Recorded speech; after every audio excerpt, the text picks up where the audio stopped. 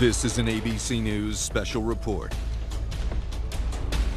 And good morning, everyone. I'm Kira Phillips. We are coming on the air with major developments in the Middle East. ABC News has now confirmed, after more than a year of fighting, a ceasefire deal in Gaza is now in place between Israel and Hamas. The agreement coming after breakthroughs in talks in Qatar. The agreement including the release of the dozens of hostages being held right now by Hamas. The Biden administration says there are 7 American hostages still in Gaza. At least 3 of them are believed to be alive. Officials say that Hamas has agreed to release 2 of them in the initial weeks of the ceasefire. In exchange, Israel will release hundreds of Palestinian prisoners. Israel will also pause fighting so desperately needed aid can finally get into Gaza. With just days left in office, this ceasefire deal was one of President Biden's top priorities. As you know, it has been in the works for months. The White House now working closely with President-elect Donald Trump's Mideast negotiator to broker this deal. Trump has been blunt, warning if these hostages are not back by the time he returns to office, that without hesitation, all hell would break out in the Middle East. Let's get straight to our foreign correspondent, Ian Pannell, with more. Ian, tell us what you know. Yeah, Kira, that's right. We've been hearing from various different sources really over the last couple of days, and this momentum appears to have gathered. So we're now expecting a press conference to be held by the Qatari Prime Minister. Remember, the negotiations have been taking place in Qatar. Qatar has essentially hosted conversations, separate conversations have been taken together with the Israeli hostage negotiators and Hamas, but it's also involved the work of Egypt and the incoming Trump administration, as well as the Biden team. This is something the Secretary of State, Antony Blinken, has been working on for a long time. The details: this is a temporary ceasefire for now. Phase 1 would include the gradual release of hostages. We don't know the condition of those hostages. It's entirely possible that some of them will be dead, and it will be bodies that will be returned to their loved ones. In all, we're expecting in this first 42-day period, so 6 weeks, we're expecting a developing, evolving process whereby Hamas releases 3 prisoners in the first tranche in exchange for Palestinian prisoners, which is controversial for some Israelis here who are adamantly against this deal. It's something that Netanyahu's managed to get through his security cabinet, despite objections from some of the more hard, far-right members of the security cabinet. In terms of the process, so you have the 6-week process. There'll be movement of troops pulling back from certain areas, and as those stages develop, so that will eventually, assuming there are no breaches of the ceasefire, lead to a full withdrawal. There have been a lot of different elements that have proved controversial in this, but the headline is brokered by the Biden administration, the incoming Trump team, Egypt, Qatar, and of course involving Israel and Hamas, is that there will be a ceasefire, which is clearly going to be great news for the population of Gaza. Remember, more than 46,000 people have been killed throughout this more than 15 months war. Obviously, hundreds of Israelis also killed on that October 7th attack, but also a number of Israeli soldiers also killed in the military operation that's been undergone in Gaza. It'll also include the flooding of Gaza with humanitarian aid. That's a key part of this negotiation, and then eventually that will lead to reconstruction. But it'll be great news for Israel, clearly amazing news for the Palestinians who've been stuck in Gaza in this living hell for so long now. We're still waiting for official announcements, though, to be clear. We need to hear that from the Qatari Prime Minister. We're expecting an announcement also to come from the Israelis. As you mentioned, President Trump has already posted on social media about this, but we will also probably hear something from the White House once these other announcements have been made. But after such a long, painful period, for so many people in this region, it's going to be broadly welcomed. As I mentioned, there is a section of Israeli society that's against it. They don't want to see Palestinian prisoners released. They say they're terrorists, that even if it means not returning the hostages, not returning the bodies of those who've been killed, that the war should continue. I think one thing that we should really bear in mind is there are 3 phases prescribed in this text that we have been given access to. Again, we need to see it in the flesh when it's actually published. But the sticking points, the real sticking points, is what comes next. Who runs Gaza? Now, Hamas, as the elected body, clearly feel that they should be the ones to run Gaza. That's a total non-starter for the Israelis. So in some senses, some of the really stickier points of this agreement have been kicked into the long grass, but they're going to have to be dealt with. While phase 1 is underway, negotiations have to start for phase 2 of the deal and then eventually for phase 3. So it's a complicated process. I would say it's very fragile. A lot of people are hoping that the guns will fall silent, but we have to wait and see how it pans out and whether these negotiations can continue. Kira? Ian, you mentioned the White House. Let's get straight to our chief White House correspondent, Mary Bruce. Mary, I'm seeing now that the president-elect has put it out on Truth Social. We have a deal for the hostages in the Middle East. They will be released shortly. Thank you. We're getting that from Donald Trump. Also, Steve Witkoff, his special envoy to the Middle East, we can now confirm has been involved in these negotiations. What are you hearing from the White House?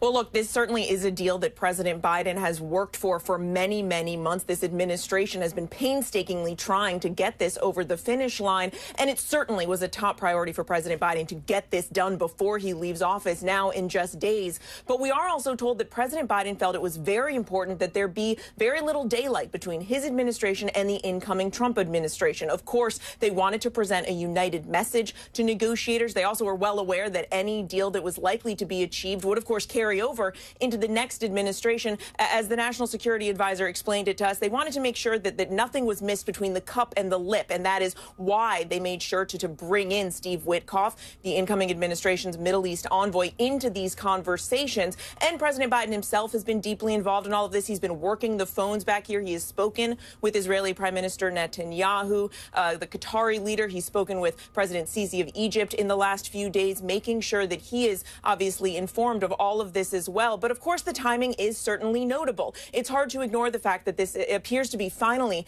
getting over the finish line with just days left in this administration. And as Donald Trump certainly has been upping the pressure, promising that all hell will break loose if the remaining American hostages are not released by the time he gets into office. But the fact that they have worked closely on this politically will certainly allow both the current administration and the incoming administration to take some credit for this. We have not heard directly from President Biden yet. I suspect that certainly will change. Kira. Mary, thank you. Let's get to our chief global affairs correspondent, Martha Raddatz. Martha, you have been to the region several times shortly after the attacks as well. You were there on the 1-year anniversary. Remind us all just how horrific this attack was and what these hostages have likely been through. Well, Kira, I think it is astonishing still to go into those kibbutzes and see the damage and destruction that was caused in them and the lives that were taken and the hostages that were taken. I was there just days after the attack. Remember, 1,200 people were killed, 250 hostages were taken, a little more than 100 of those returned, several of them dead in November. But for those families, when I visited again this last October, the first anniversary, there was one hostage family I spoke to, the brother of twin 26-year-old men who were taken hostage on that day, on October 7th, who said when they learned the brothers were alive, it was the best day of his life. But since watching how some of those hostages have been treated and what they have been going through, there was great fear about what shape they would be in if, in fact, they are alive a year or so later, 15 months later. And I do think those hostage families are feeling that today. Yes, there are several that are supposed to be alive, several dual citizens, 3 American-Israeli citizens, but there is always concern what shape they will be in, especially after these many, many months away from their families. You have to remember on these kibbutzes, it's just a mile away to see Gaza, to see where their loved ones were being held, standing there with that brother and watching him look across there. He came to that kibbutz all the time just to think of his brother. So you have to think about what those hostage families are going through. But as Ian points out so well, you also have to realize what Palestinians not closely affiliated with Hamas have been going through in Gaza. The destruction there is enormous. 2.6 million people, 90%, it is estimated, have been displaced. And again, Hamas says 46,000 have been killed. Kara? Martha, thank you. Let's get right to our foreign correspondent, Tom Soufi-Burridge, on the streets of Tel Aviv. Tom, you have time and time again talked to the family members of these hostages. Have you been able to talk to any of them? But more importantly, what is happening right there on the streets now as this news comes through? Yeah, Kara, so we're right outside the headquarters of the Israeli Defense Forces, a building up there, and you can see this demonstration there trying to close the traffic on this main route. But as you say, we've been here week after week after week, massive demonstrations in this area every weekend, really, for months and months and months. And I'm not really confident that all of these people have actually heard the news, because we're bringing to it right now that there is a deal, we think, and that a deal has been signed off on by both sides, even though we haven't seen that formal agreement in writing. But, you know, there's clearly, I think there will be celebration. These people will be very happy that there's a deal, but there's a big but. The caveat, Kira, is that, you know, amongst the families of the hostages in Gaza, there is a fear that there will be this initial 6-week ceasefire, yes, but it won't potentially turn into a permanent ceasefire. And some, the male soldiers, for example, and some of the men, the hostages still held in Gaza, won't be released in this deal if there isn't a phase 2 and a phase 3. I mean, look, you can see there's hundreds of people. You know, there's a lot of anger towards the Israeli government amongst this section of Israeli society, and they've remained determined throughout. So if this deal is again confirmed by the Israeli government and Hamas, then, you know, it will be a massive, massive, massive moment for the families. And yes, I have been speaking to 2 of the families of American hostages. There are, we believe, only 3 American hostages potentially still alive inside Gaza right now. And U.S. officials are saying they believe 2 of them will be released if there is this 6-week ceasefire and the deal. And that would be Keith Siegel. And I've been speaking to his brother Lee multiple times over the last few months, but we've been exchanging text messages tonight. And to be honest with you, right now, they're on tenterhooks. They don't know, you know, what quite to believe. And the reports in the last half an hour, to be honest with you, have been very confusing about saying there is a deal, there isn't a deal. Hamas might have made new demands, according to one Israeli official, related to control of this southern strip of land in Gaza, the border with Egypt, effectively, and whether or not Israeli troops would fully withdraw from that area called the Philadelphia Corridor. And I've also spoken to Jonathan Decker-Hen, the father of Sagi Decker-Hen. He's in his 30s, he's got young kids just like me. And, you know, I know Jonathan, again, is once again just watching everything, praying, you know, hoping that this is the case, that there is a deal, and that Sagi will be included. I think, you know, what we do know from this draft negotiating framework we've seen is that elderly males like Keith Siegel, an American citizen, will almost certainly be part of that, and he will be coming home if this is the case. But Sagi is 35. He is a civilian, so he was not in the IDF on October the 7th when he was taken from the family kibbutz near Gaza. But, you know, it's not 100%, you know, that he would be in a deal. He could be, and we hope he will be. And U.S. officials, from what they've been telling us, suggesting they hope that is the case too. So, you know, I think this news is just coming through. You can see that people are still out on the streets, and they're protesting for a deal. And we hope and we think that deal is now in place. Kira? More on that deal. Ian, I want to take it back to you. I understand now we have a statement from Hamas. Yeah, that's right. I mean, it's a little vague, but it expresses positive tones towards what's been going on. They say the movement dealt with all responsibility and positivity based on its responsibility towards our patient and steadfast people in Gaza by stopping what they call the Zionist aggression against them. They say that they've given their full and official response to the Qatari negotiators, and all sides really have been at pains to try and ensure that there haven't been leaks to the media. Obviously, we have had some, but the official announcement should really come from the Qataris. I mean, it looks like that was hard to control. Just to let you know that the Israeli cabinet, security cabinet, is going to meet tomorrow to ratify this. It then has to go to the full cabinet. There's then a period of 48 hours to allow for any legal objections. Entirely possible cases will be brought before the Israeli Supreme Court. So there are still these steps to be taken before we see the start of phase one, possibly by the weekend, but we just have to wait and see. Kira?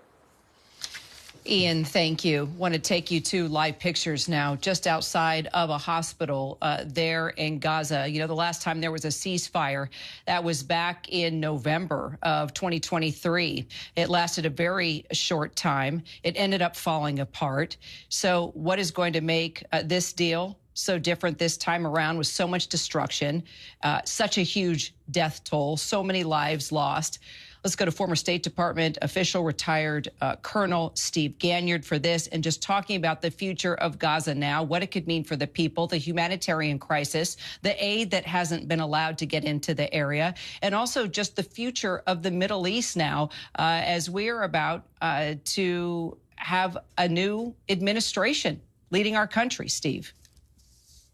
Yeah, Kira, this is the first of several initial steps that had to have been taken, get the hostages out, come to some sort of a ceasefire. But the bigger questions here, as you note, are what becomes of Gaza? How will Israel prevent another October 7th?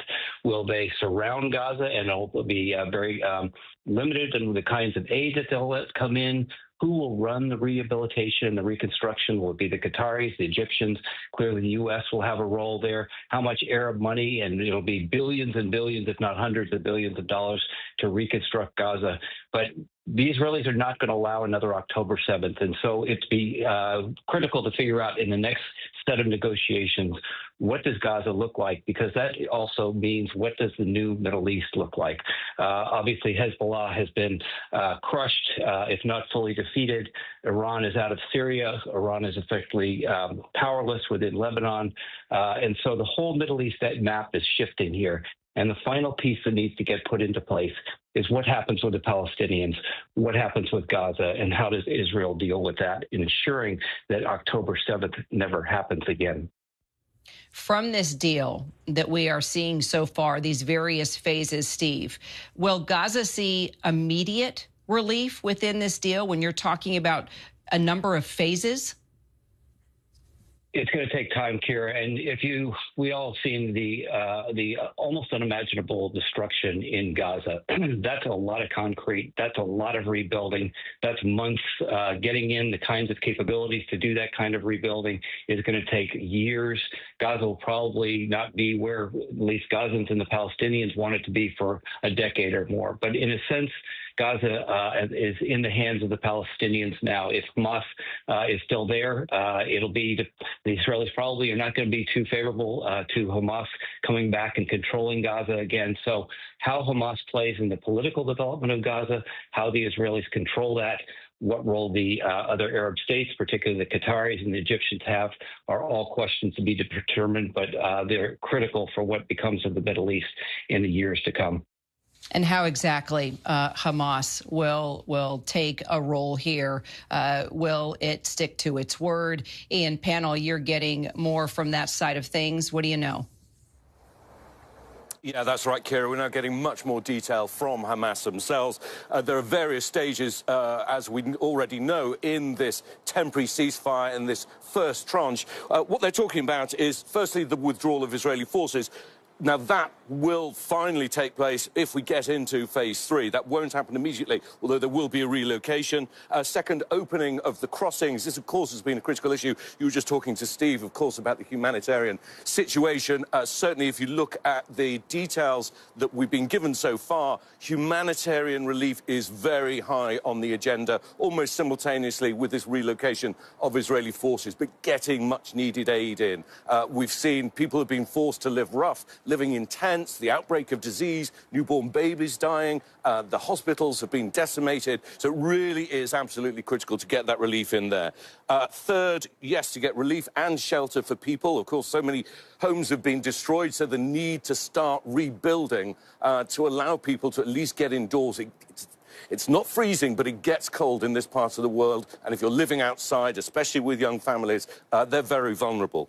The next stage is the release of prisoners. Now, they're talking about the release of 1,000 Palestinian prisoners, including women and children under the age of 19, in exchange for 33 of the hostages.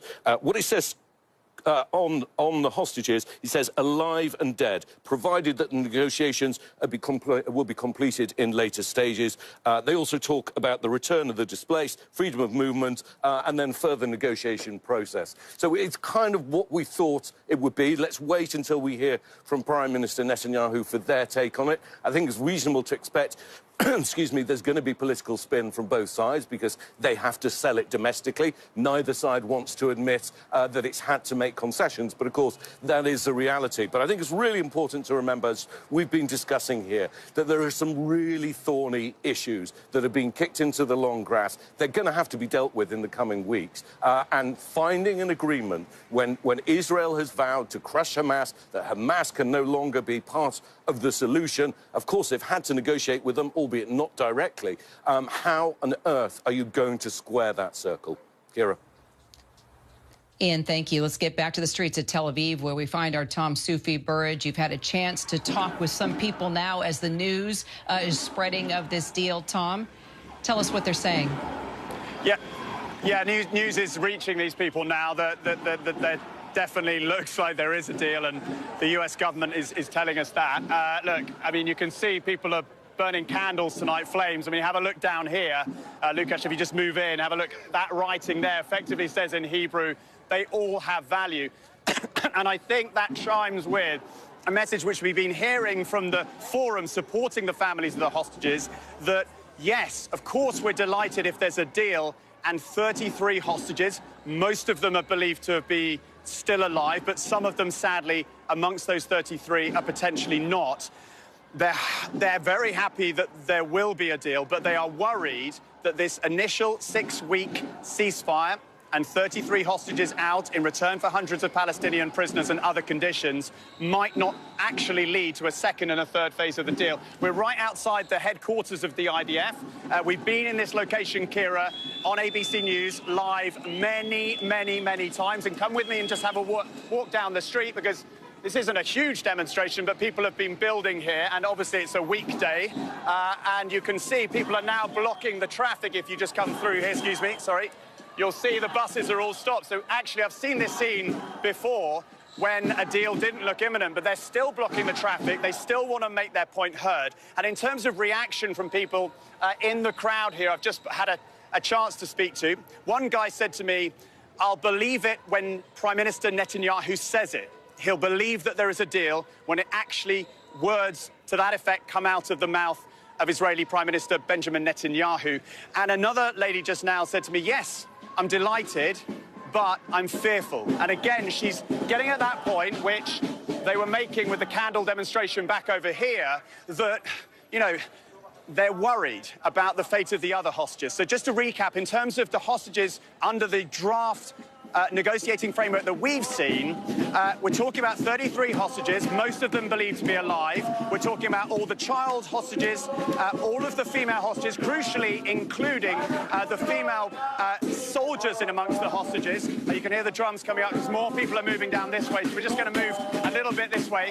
but it would not, Kira, crucially include all of the Israeli male soldiers who were taken on October 7th during that terror attack. So, look, I think there's a mixture of emotions here.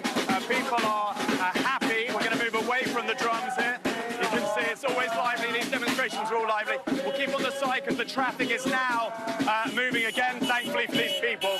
But you can clearly sense that, yes, people are happy. This is a massive moment for Israel, a massive moment for the hostages, the families, but there is concern. And if you look, again, I mean, it's quite a powerful image if you come around here of these candles, people holding a vigil. So, yes, the news is coming through to them that dozens of hostages, potentially up to 33, most of them alive, will be brought out of Gaza potentially in the next 6 weeks. But they are worried about the remaining hostages. And overall, there's thought to be just short of 100 hostages still in Gaza. Israeli officials have suggested to us that potentially about a third of them are believed to be dead. So it could mean that many more hostages won't be released in this initial 6-week phase of the deal. Kira? Tom, thank you. Ian, you know, Israel has long said their goal, or its goal, was to completely eliminate Hamas. So considering the deal that we are looking right now before us, is that off the table? I think if you talk to certain members of Prime Minister Netanyahu's security cabinet, they will say, no, absolutely not, and they will want to retain the right to go after Hamas. And they also say very clearly that Hamas can't be part of what comes next in Israel. But it always struck me as a kind of unrealistic target to eliminate Hamas. Hamas is voted in by the people. A lot of people support the organisation, and eradicating it totally, even despite all the destruction, all the death, all the displacement, has proved almost impossible. I mean, one Israeli military unit today was releasing video footage of clashes still taking place. So there are still Hamas elements there. And as we've seen in other countries and other conflicts, at some point, even if they're categorized as terrorist organizations, conversations need to be had. So I think that's still a huge problem that is not going to go away. Everyone's just pushed it to one side for now in the interest of getting the guns to fall silent, of getting the hostages out, for Hamas getting Palestinian prisoners home, but crucially relieving the thousands, hundreds of thousands of innocent Palestinians inside Gaza to alleviate their suffering, allow them to go home, allow schools to sit, hospitals to reopen. The reconstruction cost is going to be enormous. Qatar possibly will help with that, as it has in the past. But there's so much work to be done, and I think we just need to wait and see when this is implemented. If all goes well on the Israeli side, we could see that first stage start by the weekend. Kira? All right, Ian, thank you. Martha, just looking back at past administrations, all the way back to Jimmy Carter and his administration and Middle East peace deals, we're talking about an outgoing and an incoming president possibly working together here to put this together. How remarkable is that in your eyes? It is remarkable, and of course we were reminded of Jimmy Carter's hostage deal at his funeral recently last week. And one of the things that Jimmy Carter did was talk about the hostages in Iran. Iran was holding 53, 52 hostages for 444 days. It became a hallmark of his presidency, but Iran did not release those hostages until Ronald Reagan was sworn in. That was always a pain in the heart for Jimmy Carter, although he was thrilled that the hostages were eventually released. Now you have these two, President Trump's team and President-elect Trump's team and President Biden's team working together to try to get this deal over the finish line. Certainly the pressure that Donald Trump had put on already, even before coming into office, probably had an effect, saying all hell will break loose if this doesn't happen before I take office. And that, of course, is on Monday. I'm also reminded of the effort that the Biden administration put into this deal. Constant shuttle diplomacy. As soon as the attack by Hamas on Israel happened, President Biden went over, he met with Netanyahu, and one of the things he said is, learn the lessons that we learned from 9/11. Don't go too far, essentially, because you will have people who will join that Hamas movement. Just yesterday, the Secretary of State, Antony Blinken, said, indeed, we assess that Hamas has recruited almost as many new militants as it has lost, and the Israelis estimate that there were 18,000 fighters lost. He said that is a recipe for an enduring insurgency and perpetual war. Those were the words that President Biden, Tony Blinken were trying to convince Hamas of, the Israelis of, during this period. Kira. Martha, thank you. Clearly, this war has haunted the last year in office for President Joe Biden. He now just has 5 days left before he leaves office. Let's get to the White House once again with our Mary Bruce. When do you think we'll hear from our president, Mary? Well, Kira, I am told that we will likely hear from the president shortly on all of this. Now, no official comment from the White House just yet, but this was a top priority, if not the top priority, for the president in the remaining days of his administration to finally get this deal done, something that he has tirelessly worked for many, many months. Of course, it was back in last May when he first put forward this framework that was really the launching point for the agreement that we believe we are now going to see unfolding here. And the president, yes, he did feel very strongly that he work with the incoming administration on this, that there be no daylight between them, bringing in Donald Trump's envoy so that they could work on this together. We have, of course, seen Donald Trump already taking credit for this, calling the deal epic, saying, that it's an example of what he can achieve, saying, look what we've achieved, even before he's been able to take office. There will be plenty of time to unpack the Trump effect on all of this, but there's no question that this current administration laid the groundwork, worked tirelessly on this. And of course, President Biden, for him, it is personal. He has spent a lot of time with the families of the hostages, most recently in November, just after the election, promising them that he was going to do everything he could to bring them home. Trump calling it epic. President Biden, no doubt, probably calling it quite a relief. And we will carry his remarks live, Mary, as soon as he begins talking. Our coverage continues on ABC News Live. I hope you will join me. Also, abcnews.com. David Muir will have complete wrap up on World News Tonight. I'm Kira Phillips. Glad you joined us. This has been a special report from ABC News. And welcome back to ABC News Live. First, I'm Diane Macedo. We have more now on that breaking news of a deal reached between Israel and Hamas. Phase one of that deal involves the release of dozens of hostages in exchange for a 6-week ceasefire in Gaza and the release of hundreds of Palestinian prisoners. 2 of those hostages being held by Hamas that would be released as part of this deal are Americans. That's the expectation, at least. Another American would be released in future phases of this deal, and the Israeli government is expected to approve the deal in the coming days. I want to bring in State Department reporter Shannon Kingston for more on that. Shannon, what more can you tell us about the details of this ceasefire and how American hostages factor in here? Right, well, this is something that came together really in the last 96 hours, and U.S. officials in this building, they're still walking on eggshells, waiting for this to really be finalized, but they do expect to see 2 Americans walk free eventually from Gaza. Now, of course, they've been held for more than a year, and that's Keith Siegel and Segi Dekel Chen, 2 Americans that were kidnapped in October 7th, but they know they're leaving behind others. At least one of them is expected to be alive. That's Eden Alexander. He's not eligible for immediate release because he's a member of the IDF, so that's going to have to be negotiated down the line. And of course, there are the remains of 4 other Americans who are believed to have either died in captivity or in the attacks of October 7th. But it's really hard to overstate the uncertainty here because even though this is, of course, welcome news, there's a lot that's going to have to happen. Of course, the implementation of this deal, it's not going to be easy. No, I'm sure it's not. And I want to bring in senior White House correspondent Selena Wang, too, who's near Mar-a-Lago. Selena, President-elect Trump is taking credit for this deal on social media. What do we know about how the Biden administration and the incoming Trump administration took a role in these negotiations?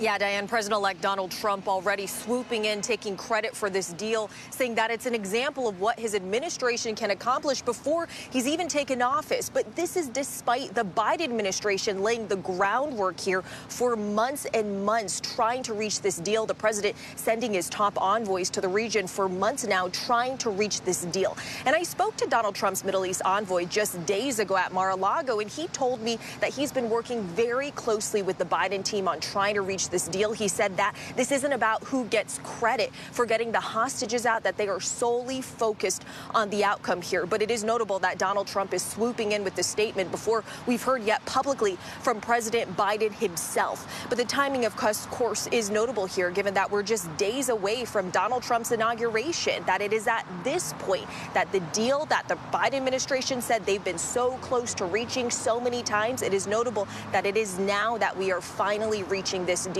But I did speak to a senior Biden official just the other day who said that what makes this moment different from all the other times that we've been on the cusp or the brink of a deal is because they believe that Hamas is now weakened significantly, both diplomatically as well as militarily, and that is what is driving all of this towards that deal. But make no mistake, this is going to be a critical part of President Biden's legacy. This is something he vowed to do before he leaves office. He is accomplishing it, although at the 11th hour. And it's also deeply personal to President Biden, who has spent a lot of time with the families of these American hostages, who has promised those families that he would do everything in his power to get those hostages home. And we are looking live at Khan Yunis in Gaza. You can see people celebrating there in the street. Let's go to Chief White House correspondent Mary Bruce, because, Mary, as Selena just pointed out, President Biden is expected to speak shortly here. It's interesting timing. As Selena said, a deal that the Biden administration has been working on for months, and yet also 5 days before the Trump administration takes over, and only after the Trump administration also got involved in these negotiations. What do you expect to hear from the president on this?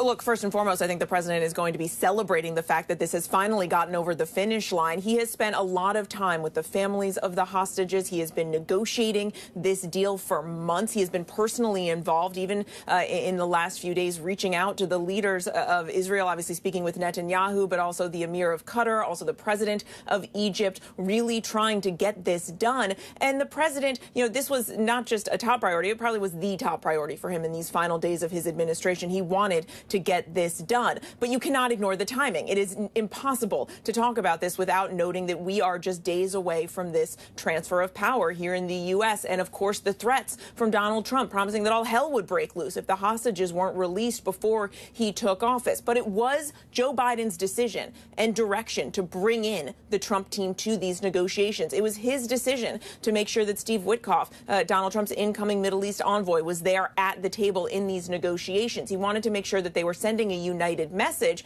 And also, look, there are political ramifications to that. It certainly allows both of them, both President Biden and Donald Trump, to try and take some credit for this. And you are already seeing that from the incoming president. Donald Trump has taken to social media saying this is an epic ceasefire agreement, that it could only have happened as a result of his historic victory. And he's holding it up as an example of what he is capable of accomplishing. I think there will be a lot of unpacking of what the true impact was of this change of administration on these negotiations. But there is no question that this is a deal that the current administration certainly laid the groundwork for. They have been working for many months to get this done. And I think first and foremost, you will hear from the president just a big relief that finally, that these Americans will be coming home. And we are looking live now at the streets of Tel Aviv, again amid this breaking news of a ceasefire and hostage release deal between Israel and Hamas. ABC News foreign correspondent Tom Sufi-Burridge is there in Tel Aviv. Tom, how are people there responding? I think there's a mix of emotions at this demonstration. We're right outside the headquarters of the IDF, Diane. I've been here on multiple occasions in recent months. Demonstration after demonstration after demonstration. I mean, have a little look in. You can see it's a bit of a candle-lit vigil. And you might find that surprising, I think, because you'd imagine that people are purely celebrating him. But to be honest with you, from talking to people in the last few minutes, they're pleased there's a deal.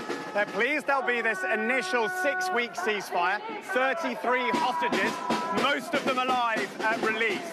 But what they're worried about, let's move around here while the noise continues. What they're worried about, Diane, is that, the other hostages will not be released, that there'll be phase 1 of the deal, but there won't be phase 2 and phase 3. And that's the chance here. The chance we've been hearing in Hebrew just now is now, like bring a deal now, but also another chance saying bring all of them home. Like people are celebrating, but they're also concerned, especially these people supporting the families, that this deal might not mean that all of the hostages get home, that after this initial 6-week ceasefire, there won't be a continuation and a second and third phase of the deal, because negotiations for that second phase will only begin once the initial ceasefire kicks in. Diane? I know those families will be watching, and so will we. Selena Wang, Tom Sufi Burridge, Mary Bruce, Shannon Kingston, thank you. And we will have much more on that ceasefire deal and what comes next right after the break with Kira Phillips. Stay with us. Hey, good morning, America.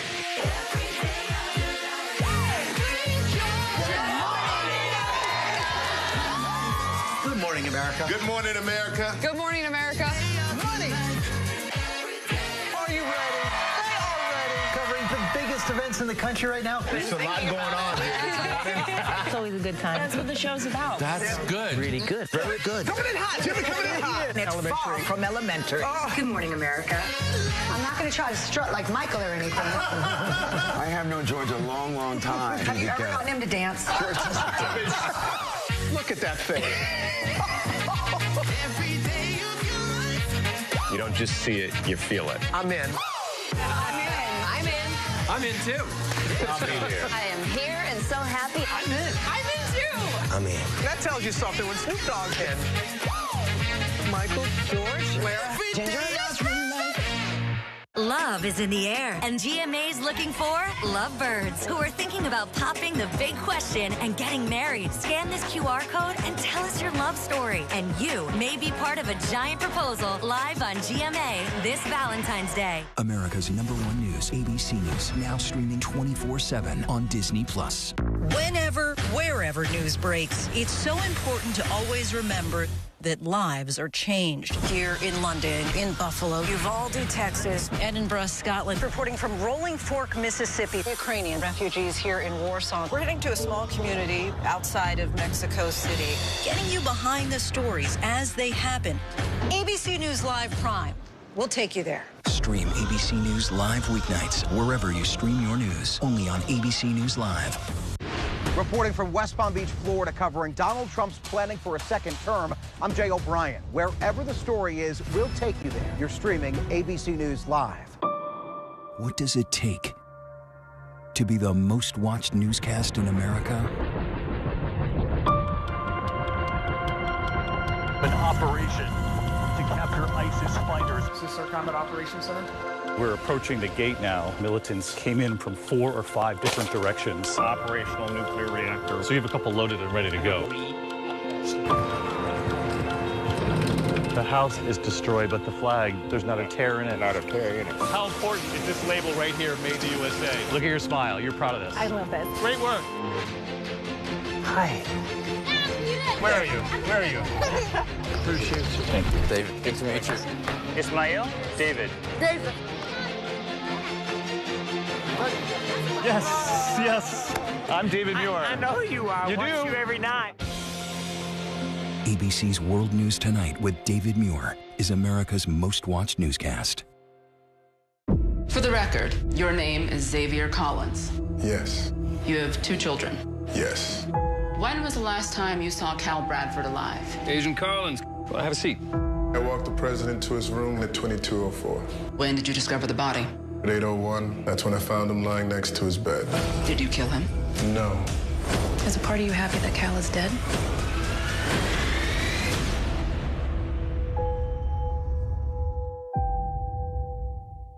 You know how difficult my dad is. You know, I hear everything from in here. I'm broke and I need a place to stay until I find a job. Can we try to talk to each other like rational adults? You watch the news lately? That's not a thing anymore. You could go back to law school. That's always been your dream. Actually, that was your dream for me. You like to argue. You do love to argue. As long as we get paid for it. Free These Morgan Guillory major crimes. Where did you get this? Check out at the dollar store. You hired me because I noticed things that you miss. Let's solve this case. Bingo. Our killer's name is Dubois. Did you just Google who's the killer on your phone, Morgan? No, I did not do that.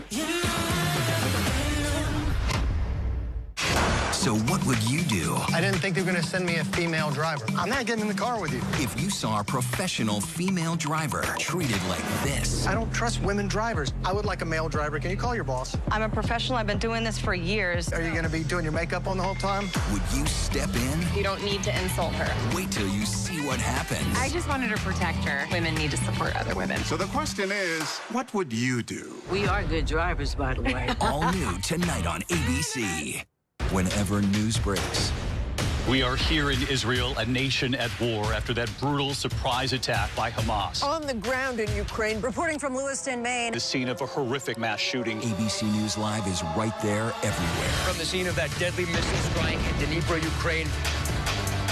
Reporting from the earthquake in Turkey. In Rolling Fork, this tornado tore through this little town. From the most devastating disaster in Hawaii. From Charleston, South Carolina, on the 2024 campaign trail. In Iceland, let's go. Traveling with the president in Mexico City. Wherever the story. From the front lines from southern Israel. Outside the Gaza Strip. In Beirut. From the FBI. Reporting from the nurses on the picket line. Here at 10 Downing Street in London. Streaming live to you. Wherever the story is. Wherever the story is. Wherever the story is, we're going to take you there. You're streaming ABC News Live. ABC News Live. You're streaming ABC News Live. ABC News Live. Streaming free everywhere. America's #1 streaming news. Who is this guy? He was kind of creepy. Pure evil. We were shocked. This is every woman's nightmare. This is not just any killer. There was 11 skulls. Drawn using a finger in blood. All of these victims' souls belong to him. They're mine. I'm more sane than most Americans. This guy is an evil genius. He's the best serial killer that ever existed. He compared himself to Ted Bundy. Wild Crime, 11 Skulls, only on Hulu.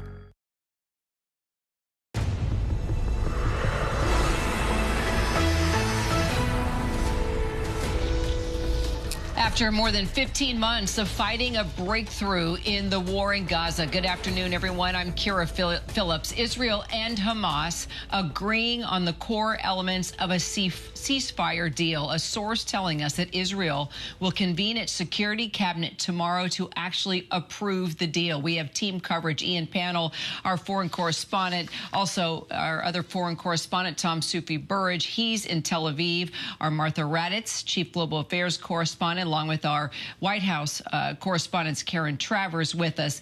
Shannon Kingston covers the State Department here in D.C. Also, our senior White House correspondent Selena Wang is coming to us out of Mar-a-Lago. Ian, let's get right to you and talk about the terms of this deal, the various phases, and what this means for the hostages still being held captive by Hamas. Yeah, Diane, I mean, there's no doubt about it. This is a major breakthrough, a significant moment. It's like the mood has lifted here, and clearly there are celebrations in Gaza where the suffering has been so deep and so great for so long. So what's going to happen? We still have to wait for the Israeli Security Cabinet to meet tomorrow to ratify this, but it appears that the shape of a deal has been agreed. Hamas has released a statement emphasizing some parts of the deal. The Prime Minister's office here is also hinting at certain elements where there were disagreements. But in essence, what it's going to see over the first tranche, this is 42 days, 6 weeks, is that we're going to see 33 hostages. Not all will be alive, but certainly the bodies of those who've died, but most are expected to be alive, will be released in a phased program. So it won't be 33 all at one time. On day one of this deal being implemented, we should see 3 hostages released in exchange for a large number of Palestinian prisoners. Hamas is talking about over 1,000 Palestinian prisoners in all. So as these phases go forward, we're going to see the slow pullback of some Israeli forces, allowing Palestinians to return to their homes, the borders opening up to allow much-needed humanitarian aid and medical care into Gaza. The conditions there are appalling for people. We're seeing young babies dying because their families are having to live in shelters, dying from the cold out there. The hospital system has been decimated. 90% of the population has essentially been driven from its home, and at least 46,000 Palestinians, more than 46,000, have paid the ultimate price, most of them, again, civilians. Now, those are figures that are quoted by the Hamas-run health ministry. They're disputed by the government here. But interestingly, the British medical publication, The Lancet, released figures recently where it said that the actual true toll for civilian deaths was significantly higher than that. So that will take place over the first 6 weeks. Then you get on to phase 2, which will hopefully see more hostages and the bodies of hostages who have died throughout the war that's been conducted there. Some of them, of course, were injured in the original terrible October 7th attack here in Israel. When they were taken across to Gaza, have died, have succumbed to their injuries, and other people who had pre-existing conditions. Phase 3 is where I think we'll have real problems, and this would be the third tranche of 6 weeks. Because that's when you've got to get down to the detail of what comes next. What does the future government in Gaza look like? Remember, Hamas, as well as having this military wing prescribed as a terrorist organization by the United States and the European Union and many others, it is also the legitimate elected government for many people. Now, Hamas, of course, will see themselves as part of the future. The Israeli government has drawn a very clear red line saying Hamas cannot be part of the solution. So who runs Gaza? Who does the administration? Who does the roads? Who does the reconstruction? So those are going to be thorny details that will be discussed. So again, during phase 1, the negotiations over the details of phase 2 should begin. I think around 16 days in, those negotiations should start, and the same for phase 3 negotiations. So there's still a lot of thorny issues to try and thrash out and try and reach agreement. But I think for now, this is great news for so many people on both sides of the border. Families here want to see their loved ones come home, not just hostage families, but obviously the families of IDF soldiers who've been fighting inside Gaza, and they want to live in a period of peace. Now, the whole landscape has totally changed, if you think about it, across the Middle East since the terrible October 7th attacks in 2023. To Israel's north, you have Hezbollah decimated, excuse me, by the campaign that was orchestrated firstly by Mossad and then by the Israeli Defense Forces. Hezbollah is a shadow of its former self. Iran has lost influence there. Bashar al-Assad has fled the country, no longer runs Syria. And again, that means the loss of Iranian influence. So this axis of resistance, as it was described by the Iranians, has essentially been broken. And for Israel, that means that many of its enemies have been decimated, they've been weakened, and a lot of those threats that existed have now been reduced. But of course, Israel has to ensure that October the 7th doesn't happen again. And that is some of the detail that still needs to be hammered out. How does security run inside Gaza? What does the border area look like? Is there a buffer zone? Those are the details we're still waiting for. Yes, and what happens to those words? We have heard from Prime Minister Netanyahu time and time again that he wasn't going to stop this war until Hamas was completely eliminated. We will continue that discussion for sure, Ian. But Martha, I want to get to you.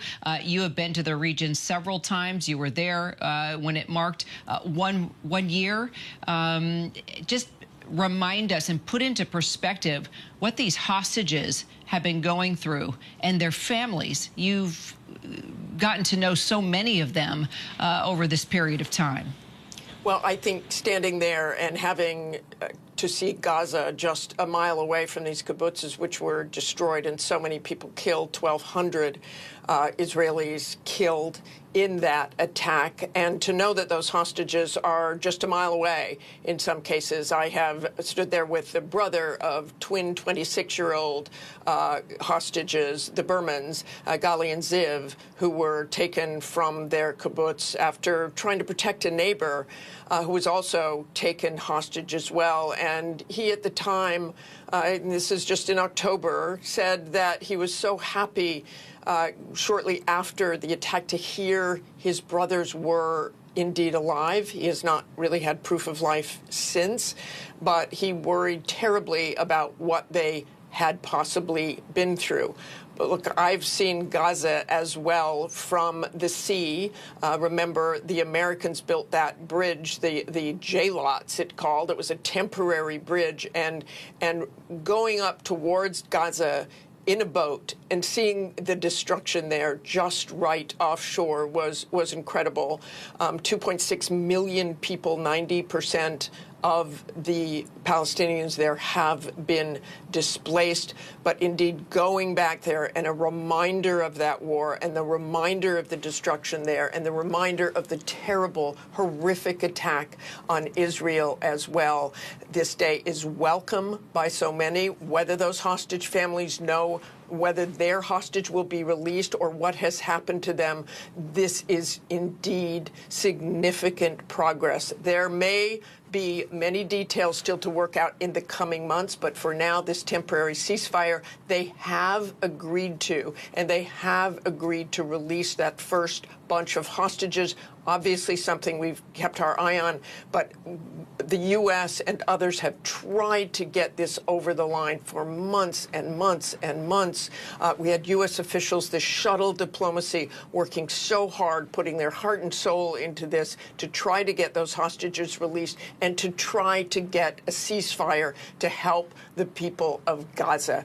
And that appears to have happened today. Indeed, there may be many details in the future. This could fall apart.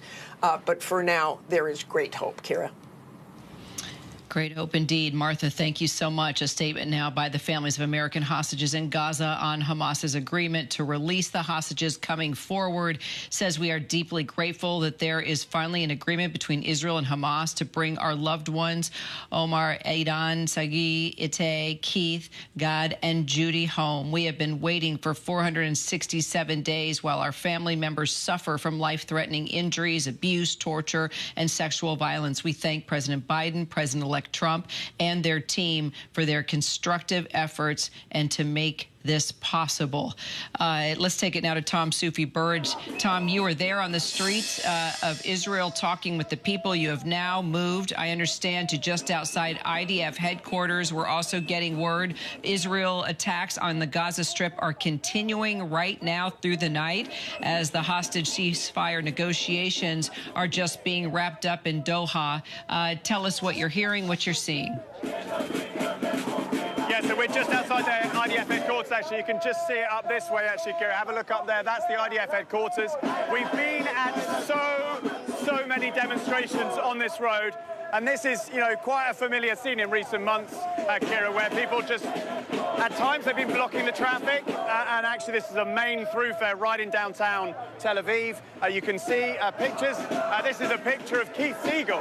So 65 years old. I've met his wife, Aviva. She was a hostage. She was released. I know his brother very well. He's an American citizen. He is, I think, out of the three American hostages in Gaza who are thought to still be alive, the most likely to be released in this initial 6-week ceasefire because he is an elderly male. The other guy who hopefully will be also released, another American, is Sagi Dehelhen. He's in his 30s, he's got young children, and we hope also he's going to be part of this deal. I know his dad, Jonathan. I think they're all on tenterhooks still. I'm not sure, having spoken to them on text, really that this is set in immediately because they'll only really be relieved when they see their loved ones and they know 100% that they are coming out. But look, I think there's a mix of emotions in this area. We've seen a kind of candlelit vigil. It's noisy down here. They always have drums at the demonstrations.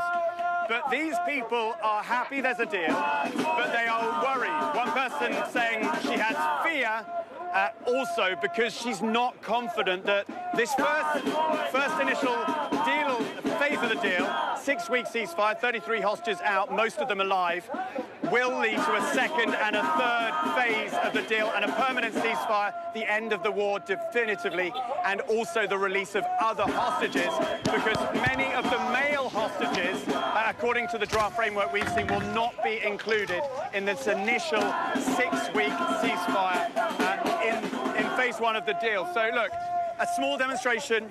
There is anger, and as one man said to me just now, Kira, he'll believe there's a deal when he hears the words out of the mouth of Israeli Prime Minister Benjamin Netanyahu. Kira? Point well made, Tom, because Netanyahu has made it very clear that his plan was to completely eliminate Hamas. So considering this deal and these phases, and we haven't heard directly from Netanyahu yet, does that mean that is he sticking by that? It's a very interesting question. I mean, let's just move away from the drums a bit. I think, Kira, I've spoken to advisors close to Prime Minister Netanyahu on multiple occasions over the last few months. And yes, militarily degrading Hamas, continuing to do so, has been one of their objectives, and an objective they have stuck by time and time again when a ceasefire deal was looking possible in the future. Is Hamas going to be completely eradicated after this 6-week ceasefire? No. There will be people affiliated with Hamas. Hamas is a terror organization in the eyes of Israel, the US, many other Western nations. But it was very deeply integrated into the fabric of Gazan society. That, you know, it was not just a military organization. So it has been greatly weakened in recent months, weeks. We know its leader, Yahya Sinwar, was killed in October. But his brother, we believe, has effectively replaced him. So I think, another key thing to bear in mind, and we've been getting word in the last few minutes about this, Kira, is one of Israel's key red lines was that they would keep Israeli troops in that strip of land which basically runs along the border between Egypt and southern Gaza, the Philadelphia corridor. And Israel, the Israeli government said, look, we need to keep troops, a permanent presence there to make sure that weaponry is not smuggled back into Gaza. It looks like the Israeli government have got their way on that. Hamas has not ultimately budged on that. The Israeli government in the last few minutes was saying Hamas tried to basically up their demands on that issue at the last minute, and ultimately they claim Hamas back down. But, I think what's definitely clear is the Israeli government and Hamas have both made important concessions, and ultimately that's why we've got a deal today. And the question is, what does a future government in Gaza look like? Tom, thank you so much. Let's get straight to the White House. Karen Travers, our White House correspondent. So, Karen, we do know that Steve Witkoff, the special envoy to the Middle East, that President-elect Trump has appointed, was involved in the negotiations here. We are seeing all over, of course, Truth Social, the president-elect talking about this deal and how the transition team has been involved. What do we know about the president, President Biden, and the administration, and how the both ingoing and outgoing presidents have worked through this deal together? Kira, the White House says they have been working very closely with the incoming Trump administration on this deal to try to get it across the finish line. National Security Advisor Jake Sullivan told reporters the other day that the goal here was to have a united message to all parties involved, and that's why they were working so closely with the Trump team. As you mentioned, Steve Witkoff, the president-elect's advisor and envoy to the Middle East, has been involved in these conversations that are happening in the region, working with the Biden team to get this done. Now, we haven't gotten an official statement yet from the Biden White House, but we do anticipate hearing from the president very soon. Once they have official word of the details of all of this, he will come out and talk. Kira, it's hard to overstate how big of a priority this has been for President Biden and his team since October 7th. He has been working, and his team, around the clock to try to get the release of these hostages, to secure a ceasefire, and, as he will likely say today, to increase the humanitarian assistance that can get into Gaza, because he often talks about the suffering of the Palestinian people there. The president has been on the phone over the last couple of days talking to key leaders in the region, including the Israeli prime minister and the leaders of Qatar and Egypt, to try and get this deal across. Kira, it was striking to hear from the president and his national security advisor, Jake Sullivan, on Monday, expressing significant optimism that a deal was close. Both the president and Jake Sullivan used the phrase "on the brink to talk about these negotiations and the potential of reaching a ceasefire and hostage release deal. Kira, you know, of course, that they have been close before, only to see a deal fall apart. Officials have always been very cautious to not get too ahead of things and be too optimistic. But Monday, even Jake Sullivan, who's notably a bit of a pessimist, did say that this was the closest they had ever been. And he felt that this was there for the taking, that a deal was so close. And he said a couple reasons for that were that the gaps between the two sides were closing, they were getting removed, and also because, as he said, the Israelis had seen significant, substantial military objectives achieved in Gaza, and that's why they were able to get to this point right now. Kira? Karen, thank you. And hopefully we will hear from President Biden soon. If indeed he does take remarks or make remarks, we will take that live from the White House. Ian, looking forward to just the future government of Gaza. What is Hamas saying now? I know they put out a statement within the last 45 minutes. A lot of questions surrounding their state of mind, its state of mind at this point, and the future of what a government would look like in Gaza moving forward. Yeah, I mean, interesting, their statement doesn't go on to what I've already described as a very kind of hot potato in negotiations between the two sides. The statement that they've released obviously emphasizes the points that they want to make to their own supporters, and I think when we see Prime Minister Netanyahu, he will also try and stress elements and stress that it was Hamas who made concessions, not the Israeli side. The truth is that both sides have had to make some kind of concessions in this, but yeah, the thorny issue, the elephant in the room, if you like, is who runs Gaza after this. As you said yourself, Prime Minister Netanyahu has said repeatedly, as have other members of his government, that it's totally unacceptable for Hamas to continue to exist. Well, I think the reality on the ground is they do still exist, and they will probably continue to exist. The key question is, do they also continue to be the elected government? That's what they are at the moment, as well as this military group, this terrorist organization, according to so many countries.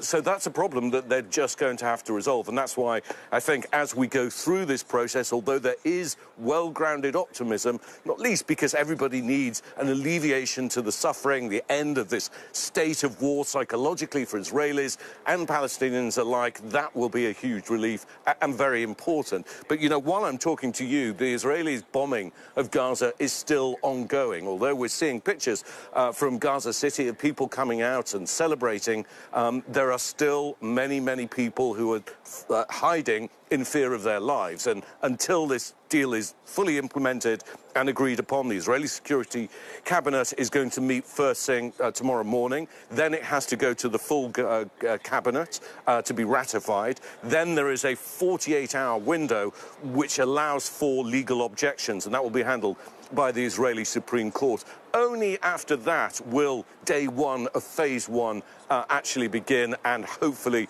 the bombing will stop. But it is a temporary ceasefire at the moment. Hopefully this is the beginning of the end, but we're just going to have to wait and see how that pans out.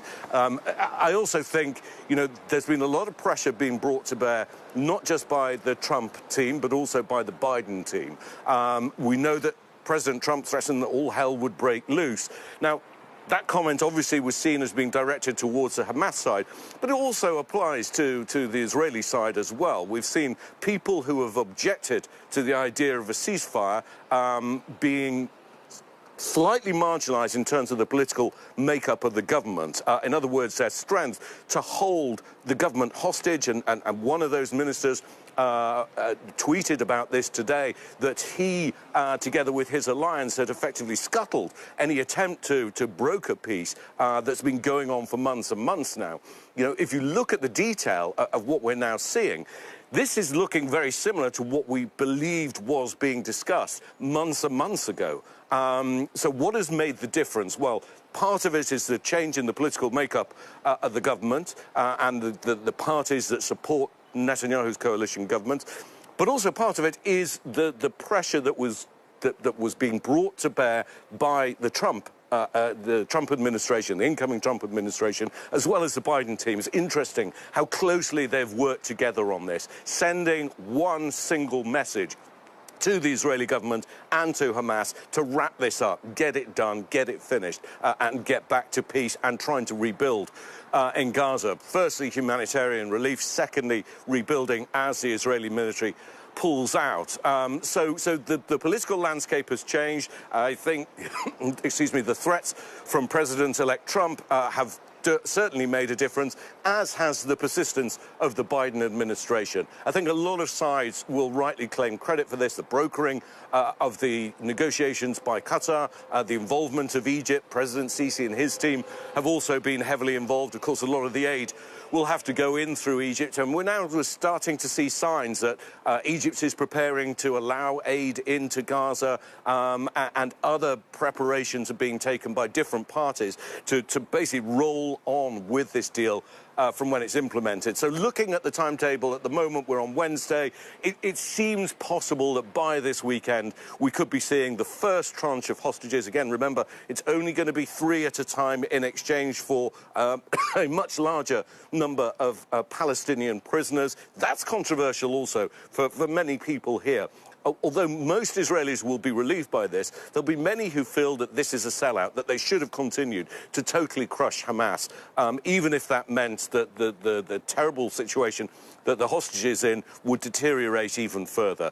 We know that 33 hostages are part of this original agreement, but it's not clear how many of them are still alive. There will be bodies, there will be bad news for some of the families, and the pain and the suffering that they've had to endure since October the 7th, 2023 will not be coming to an end anytime soon. But of course, people are being optimistic. But again, I think for the families of the hostages, they feel there's been many false dawns, many moments where they hoped that their loved ones would be released. There are names out there, but it's not official at the moment. We should see those names being published once this deal is finally agreed. Ian Panel, thank you so much. And as you heard Ian mention the Trump factor there, we have not heard from President Joe Biden or the White House yet. We are hoping to get remarks soon. We will bring that to you live. We are also waiting to hear from Qatar and the negotiators there in Doha that helped this deal come together. They are part of the negotiations. I will say, though, that Trump has been out putting messages on his Truth Social. The most recent in his post, he's calling this agreement epic. He is taking credit for the agreement. He says this epic ceasefire agreement could have only happened as a result of our historic victory in November, as it signaled to the entire world that my administration would seek peace and negotiate deals to ensure the safety of all Americans and our allies. I am thrilled American and Israeli hostages will be returning home to be reunited with their families and their loved ones. Again, we are waiting for word out of the White House, and we'll bring that to you live as soon as that happens. Let's bring in former Senior Director of Counterterrorism at the National Security Council, Javed Ali. Javed, Hamas clearly has agreed to this deal. We have now read the statement several times, but can you really trust a terrorist group? So, Karen, nice to be with you. And based on a lot of the points that have been raised already over the past 30 minutes in your segment, yes, Hamas is going to continue to exist as a terrorist group. And pre-October 7th, its assessed strength was about 30,000 fighters under arms, give or take. Now, based on the IDF campaign over the last 15 months, they obviously have inflicted a tremendous amount of damage on Hamas, but no one really knows how much of that 30,000 person strength that remains. There's still probably at least several thousand, if not more. And now we have a new leader, Mohammed Sinwar, Yahya Sinwar's brother. Is he more aggressive, less aggressive than his brother? We don't know the answer to that. Obviously, he also entered into this deal too. So a lot of questions about Hamas as an organization. How will it continue to operate going forward? Will it try to just be more of a political organization, or will it continue to try to launch terrorist attacks against Israel? These are all questions that nobody knows the answers to. So moving forward, then, I know there's a lot of questions that remain unanswered, but just the future of a government in Gaza, as you mentioned, that Hamas party, this is the leaders that have been ruling Gaza now. Netanyahu has said that the war would not stop until he eliminated Hamas. What do you see happening here as a deal moves forward? Well, it looks like the deal right now has Hamas still being part of the future of the Gaza Strip, unless there's another aspect of this that isn't clear to any of us from the outside looking in. And the alternatives also aren't clear either. Is now the Palestinian Authority that only controls the West Bank, will they have a future role in the Gaza Strip in addition to Hamas, or will they completely supplant Hamas? And what does that mean? Well, I have a hard time believing Hamas is just going to lay down their arms and not try to reemerge as even some kind of political entity in the Gaza Strip. What is the prospect for any other international body to come in and help with governance in the Gaza Strip, whether it's the Arab League or some coalition of Arab countries, the UN? These are all things that also aren't 100% clear right now. And so for the time being, it looks like Hamas will still have a major hand in the post-ceasefire landscape that's going to emerge. Javed Ali, sure appreciate your insight. Thank you all for joining us. We will continue coverage here of the breaking news, a deal finally made between Israel and Hamas. We'll continue to bring you live interviews. We are still waiting for remarks out of Doha where those negotiations took place, including live remarks from the President of the United States. We'll be right back.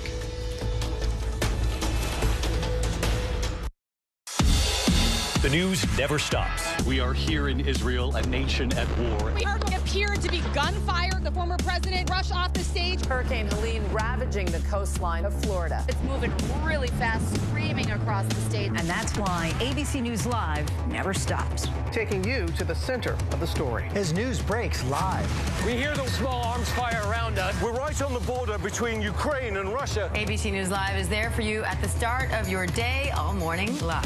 ABC News Live, right there, as events unfold across the day. ABC News Live, breaking down the day's top stories. Lyle and Eric Menendez, there is new evidence in this case. ABC News Live Prime going there, wherever the story is. Are you going to build it back up? And ABC News Live, lighting up the weekends. With breaking news and all the latest pop headlines. Happy Oscar Sunday. A lot to watch for tonight. ABC News Live. Because the news never stops. You know something serious about to happen. I have an idea.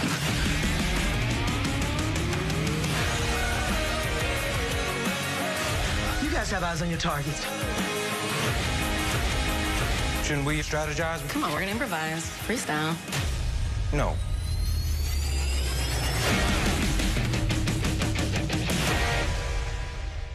This is ABC News Live.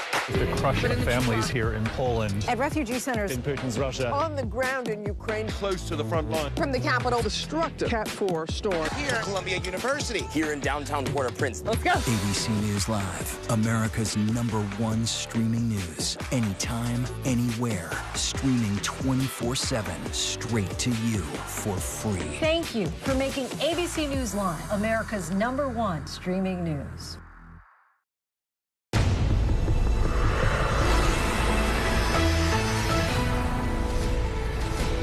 After more than 15 months of fighting, a breakthrough in the war in Gaza. Good afternoon, everyone. I'm Kira Phillips. Israel and Hamas agreeing on the core elements of a ceasefire deal. A source telling us Israel will convene its Security Cabinet tomorrow to actually approve the deal. We have team coverage. Ian Pannell and also our foreign correspondent Tom Sufi-Burridge joining us both from Tel Aviv. Our Martha Raddatz, Chief Global Affairs Correspondent, White House Correspondent Karen Travers as well, and Selena Wang, whoever also covers the White House for us from Mar-a-Lago. Ian, let's start with you and sort of recap this deal, which came through just within the past hour and the various phases and what this means for the hostages. Yeah, I think by and large we can say a deal has been done, a deal is there, but there are still small details that need to be worked out on the Israeli side. As you said, the Security Cabinet is going to meet tomorrow, so the process that has to be gone through is it goes to the Security Cabinet, then the wider Cabinet, then there's a period of 2 days where legal objections can be raised through the courts, and that may well happen because not everyone is happy with this agreement.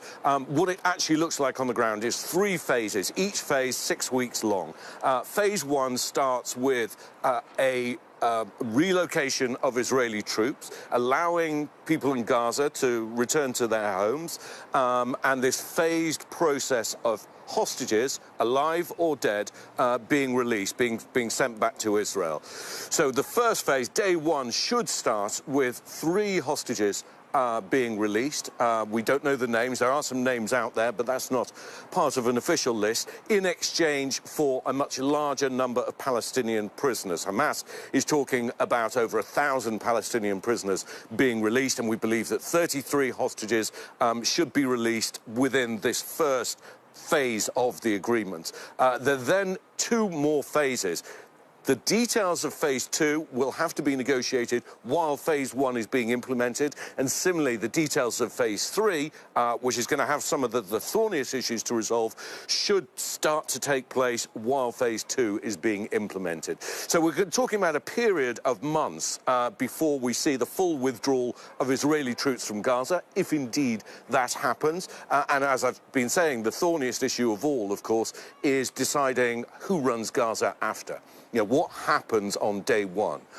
The Israeli government has been very clear that it will not accept Hamas as the government in Gaza. Remember, as well as a military wing, it has a political wing, and that political wing was elected by a majority of Palestinians in Gaza. So who runs Gaza is going to be the thorniest issue. But I think, most importantly, it will bring immediate relief to the suffering of the Palestinians inside Gaza, which is almost beyond description. Over 46,000 people have been killed. We've seen millions of people driven from their homes. The destruction has been fairly complete across the country. Many people have lost their homes. The hospital, the medical service has been totally decimated. The humanitarian crisis and medical crisis is extreme. So there's a lot of work to be done. Again, crucially, I think, at the start of phase 1 is the opening of the border crossing, especially the one with Egypt, that will allow humanitarian relief to come in. One might expect that the Qataris will play a leading role, certainly in reconstruction. It's something that they've done before, but everyone is going to have to be very careful. Israel cannot afford to have a repetition of what happened on October the 7th, 2023. In some senses, it punctured this belief that Israel was a safe place for Jews. And the total landscape across the Middle East has been transformed as the shockwaves of what happened on October 7th, those terrible attacks here, the abductions, the murder, the sexual assaults, terrible, terrible events that shocked this country to the core. And so Israel has to recover its footing as well. But we're also going to see a lot of hostage families. We've seen them out on the streets.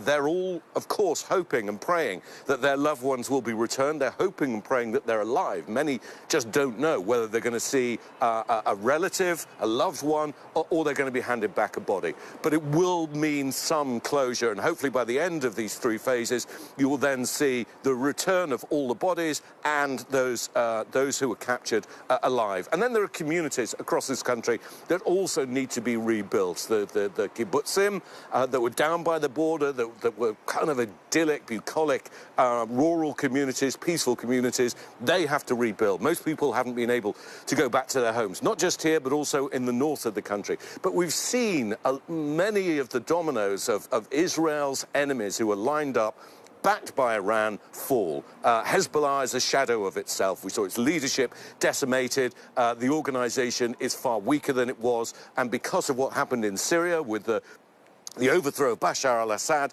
it means that this so-called sheer crescent, this axis of resistance, has been broken. And that's really important.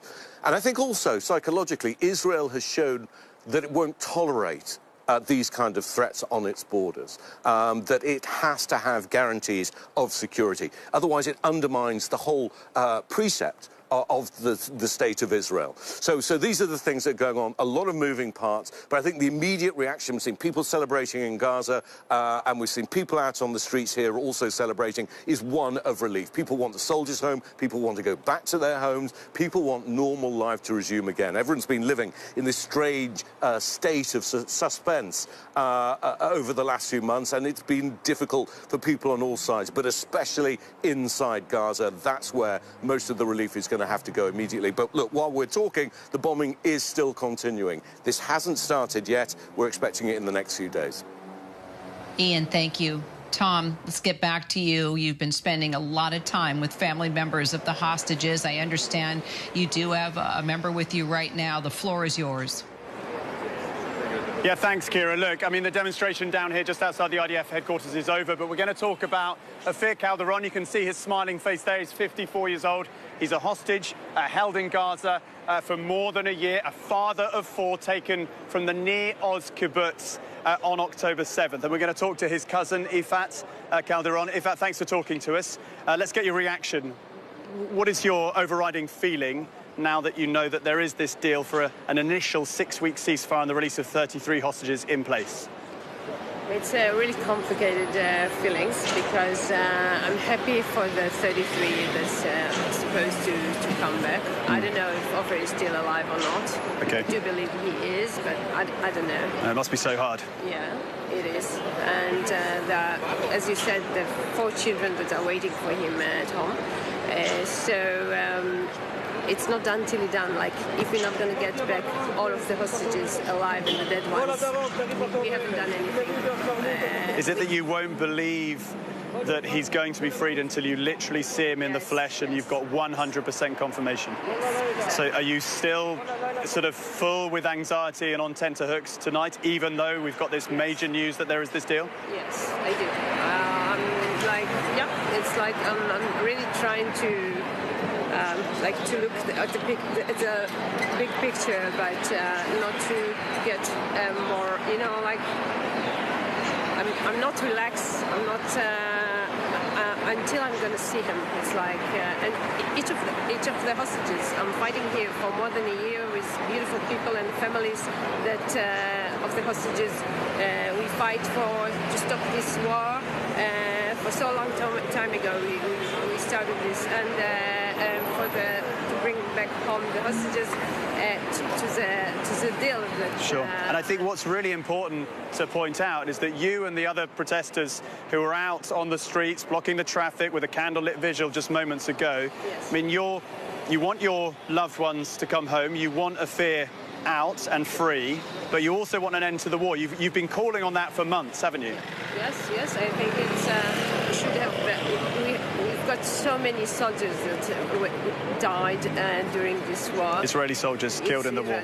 Yes, and also the military pressure that also we got hostages that could have come alive.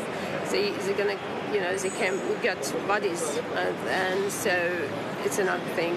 The hostages killed in captivity and the human suffering of Palestinians in Gaza. Exactly, yeah, the innocent Gaza people, citizens that haven't done anything, and they also, it's catastrophic.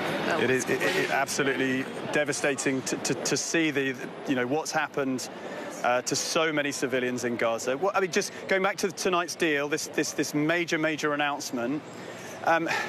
How confident are you that Afir, if he is alive, will be included in the deal? Because he's aged 54, so that would suggest as an elderly male, he would be one of those included as the 33. Are you confident that that will be the case at all? No, I'm not going to.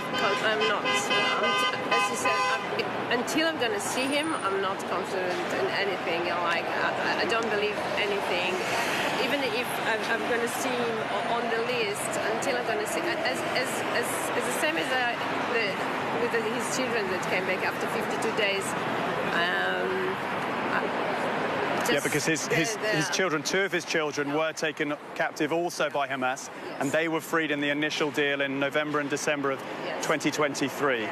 And they suffered a lot while they were in Gaza. Yes. What is it like? What's the last year been like for you and them, knowing that Ophir has just been in there, and we've had so many false dawns, haven't we? We've been here at these protests. Yes. I've seen them time and time again. What's it been like the last few months, knowing that someone so close to you is being held in very, very difficult conditions? Personally, I felt like I'm fighting against my government, my prime minister, that's supposed to bring them back so long time ago. And each time there was a deal on the table, he chooses his coalition. I'm calling it a bloody coalition because I blame them on each hostage that came back home and will come back home dead. They're responsible to this. You believe they have blood on their hands? Yes, the blood is on their hands. Of the hostages killed in captivity? Yes, exactly. Yeah, on the pressure, the military pressure, as I said, I blame the government, the prime minister.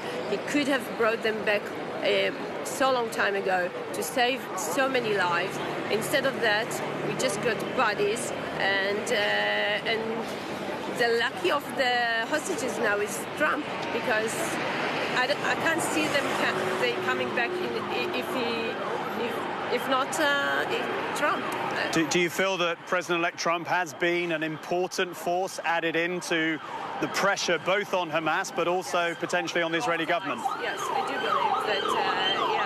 I do believe that Trump is responsible to this deal. Yeah, he said whenever I'm going to go on the 20th of January when I'm going in start my. When he's inaugurated, when he becomes president, yeah. Yes. So I want to see all the hostages home. So we're not going to see all the hostages. Yeah. He threatened that all hell could break loose, yes, whatever exactly. that would mean. Yes, exactly. So I believe that Netanyahu is more afraid from Trump because till now he was afraid from his coalition, can't say parties. Yeah, his coalition partners. You believe he was worried about his government collapsing because of hardliners not being happy about a potential deal in the past. Yes. He was afraid from them. He was afraid that.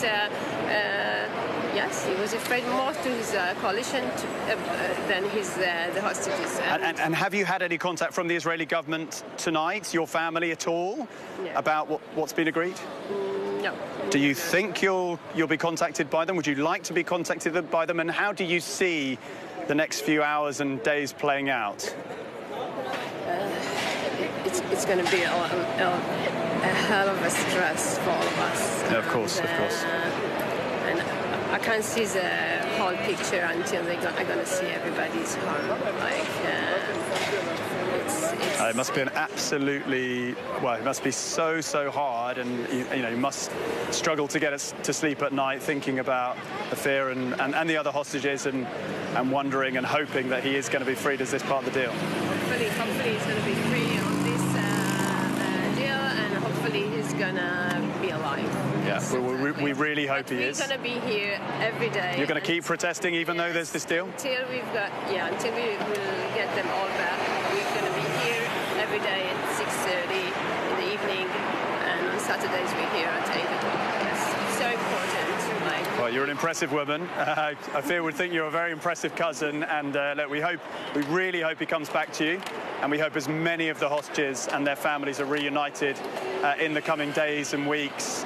And maybe even months ahead. So, Ifat, thank you very much for talking to us tonight. Thank you very much for giving us that initial reaction. So that really is, I think, for us, the first reaction we've had from a relative of a hostage in Gaza. Ifat speaking very, very bravely, out of the streets time and time again, pressuring the Israeli government to try and make them go for concessions, Kira. And ultimately, I think it is the case that both sides have ultimately made concessions, and that is really the fundamental reason why there is a deal tonight. Kira? I sure hope we see Ofer come home, and just listening to his cousin there and all the compassion for the innocent Palestinian people, too, and the lives lost there. Heartwarming, beautiful interview. Tom, thank you so much. Straight to Doha now. Qatar's prime minister delivering remarks on the ceasefire deal they helped negotiate between Israel and Hamas. Let's listen in. Which will allow for the swap of prisoners as well as the swap of remains and the return of the displaced people to their residences. This will also facilitate the travel of wounded and sick people in order to receive treatment. Phase 1 also includes an increased flow of relief and humanitarian aid to all parts of the Gaza Strip, as well as the rehabilitation of hospitals, health centers, bakeries, and allowing the entry of fuel and civil defense equipment, as well as basic necessities for displaced people who lost their houses as a result of the war. In Phase 1, Hamas will be releasing 33 Israeli captives, including civilian women and female recruits, as well as children, elderly people, as well as civilian ill people and wounded, in return for a number of prisoners who are being held in Israeli prisons. Regarding phases 2 and 3, the details will be finalized during the implementation of phase 1. The state of Qatar reaffirms the necessity of both sides committing to the implementation of all 3 stages of the agreement in order to prevent civilian bloodshed and in order to shield our region from the consequences of this conflict and ensure that we have lasting peace in the region. Qatar will continue its joint efforts with the Arab Republic of Egypt and the United States of America to ensure that all sides are following through with their commitments and engagements and ensure that all 3 stages will be implemented. We look forward to seeing regional and international efforts coming together in order to assist with relief and humanitarian aid and supporting the United Nations in its attempts to enter aid into the Gaza Strip. Qatar will spare no effort to offer help to the families in the Gaza Strip and doing everything that's necessary to alleviate the suffering of the residents of the Strip. Since October 8th, we in the state of Qatar saved no effort with the constant under the constant and watchful eye of His Highness Sheikh Tamim bin Hamad Al Thani. We worked day and night in order to reach this moment. And since our mediation efforts succeeded last November to guarantee the release of 109 hostages in return for a number of Palestinian prisoners, we have been working continuously in order to prevent bloodshed and put an end to the war machine and restore hope for our region in a prosperous future that will allow our people to dream of a better future. For 411 days, meetings and contacts continued with our partners and both sides of the conflict until we reached this long-awaited moment today. However, today begins a responsibility for both sides, who will be supported by the international community and the mediators in order to achieve complete success. And this is what we will be focusing on in the coming days and weeks. I would also like to express our thanks to all our partners in the region and internationally for their support to our efforts all the way until we reach this deal. And in conclusion, I would also like to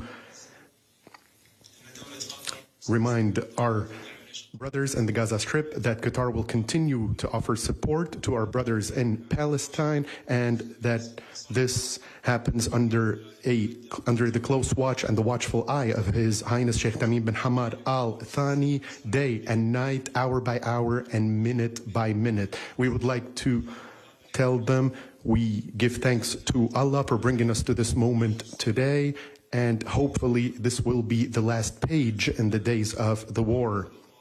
We would also like to call upon all sides to fully commit to all the articles of this agreement and to continue implementing these procedures and measures in accordance with the agreement. The state of Qatar will continue working jointly with its partners in order to make sure that this deal is implemented in full and that calm returns to the Gaza Strip in a sustainable manner, and we will never give up the people of Gaza. Thank you.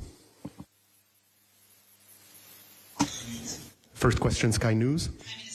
Hakim from Sky News. Congratulations. This is a huge moment. You, as you say, have been working on this deal for many months. And the question is, why now? Why this moment? And was it pressure from the incoming Trump administration that got it over the line? Thank you. Well, thank you very much, Hilda, for this question. Actually, we've been raising the question of the right moment for the entire period since the collapse of the first phase. But we have seen a momentum that started to build in the last month, and we kept pushing for that, working together very closely with our partners. And I can say that what we have seen, in the past few days, seeing a collaboration transcending both administration was a clear demonstration for the commitment of the U.S. to reach to that deal. And I really would like to thank both the envoys who are here with us in the last couple of days, and they played a vital role in reaching to this moment. And of course, for us and Egypt, this is something that we are a stakeholder in that conflict, that we have to do it and we have to help and support. But we have seen the steps that's been taken recently from the U.S. has yielded to this moment.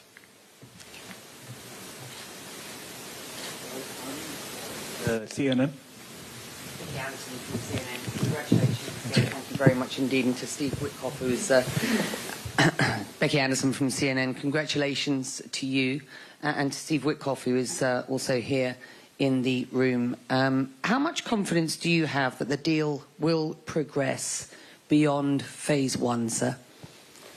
Well, we have faith, Becky, that brought us to this moment, and I think that's the most important part, that we are committed. We will continue to do everything we can, everything possible, together with our partners, to ensure that this deal is implemented as it's agreed, and this deal will bring us peace, hopefully, at the end of it. I believe that it all depends on the parties of the agreement and acting in good faith in that agreement in order to ensure that no collapse happening to that deal. Can I just follow up? What mechanisms are in place to ensure that neither side breaks the ceasefire? There is a follow-up mechanism that Egypt, Qatar and US are going to handle. It will be placed in Cairo, and this follow-up actually will be a joint team from the three countries that will monitor the implementation of the agreement, and everything is being agreed upon and will be in place hopefully on the day of the execution. Thank you. Reuters. Thank you, Prime Minister. Congratulations, Andrew Mills from Reuters. Can you talk a little bit more about this follow-up mechanism? If elements of the agreement put in place tonight are violated, what will happen? Who is it that is going to report and that a violation has happened, and how will that violation be communicated to the parties, the world, the guarantors of this agreement? Thank you. Well, this is what I have just mentioned to Becky. There will be a follow-up mechanism that all the parties will be placed in Egypt, and they will follow up the implementation of the agreement. There will be a reporting mechanism for any violation, and those violations will be addressed at a very early stage. Look, we expect from the parties to adhere to the agreement. We expect the parties to stay committed to what they have committed themselves to in that agreement. But we know that these kind of agreements are very complex and will have some issues down the line. And we are ready, and we will stay committed to address those issues ahead of time. And Prime Minister, just as a follow-up, the last truce that was in place in November 2023 did fall apart on the 8th day. What has changed in this agreement that will ensure that this has less likely to fall apart than that agreement was? Well, the agreement on November was to build the momentum in order to lead for a longer-term agreement, which we have today. But unfortunately, the agreement in November was very transactional, so it was like a day by day. But this agreement has a clear mechanism for the first 42 days, and there's a clear mechanism to negotiate phase 2 and 3, and all the details of the agreement will be published in the next couple of days once the details are finalized. السؤال الرابع والأخير قناة الجزيرة العربية. Your Excellency, Adnan Bourina from Al Jazeera. Question number 1. Do you think that this agreement will lead to a permanent ceasefire? In other words, do you believe the guarantees are strong enough to ensure that Israel will commit to all articles of the agreement? Question 2. Between today and Sunday, what will the situation be like in the Gaza Strip? And question 3, if you allow me, what contributed to the success of the mediation this time around? And what did Qatar offer this time? And what will Qatar's role be like in the implementation of the agreement?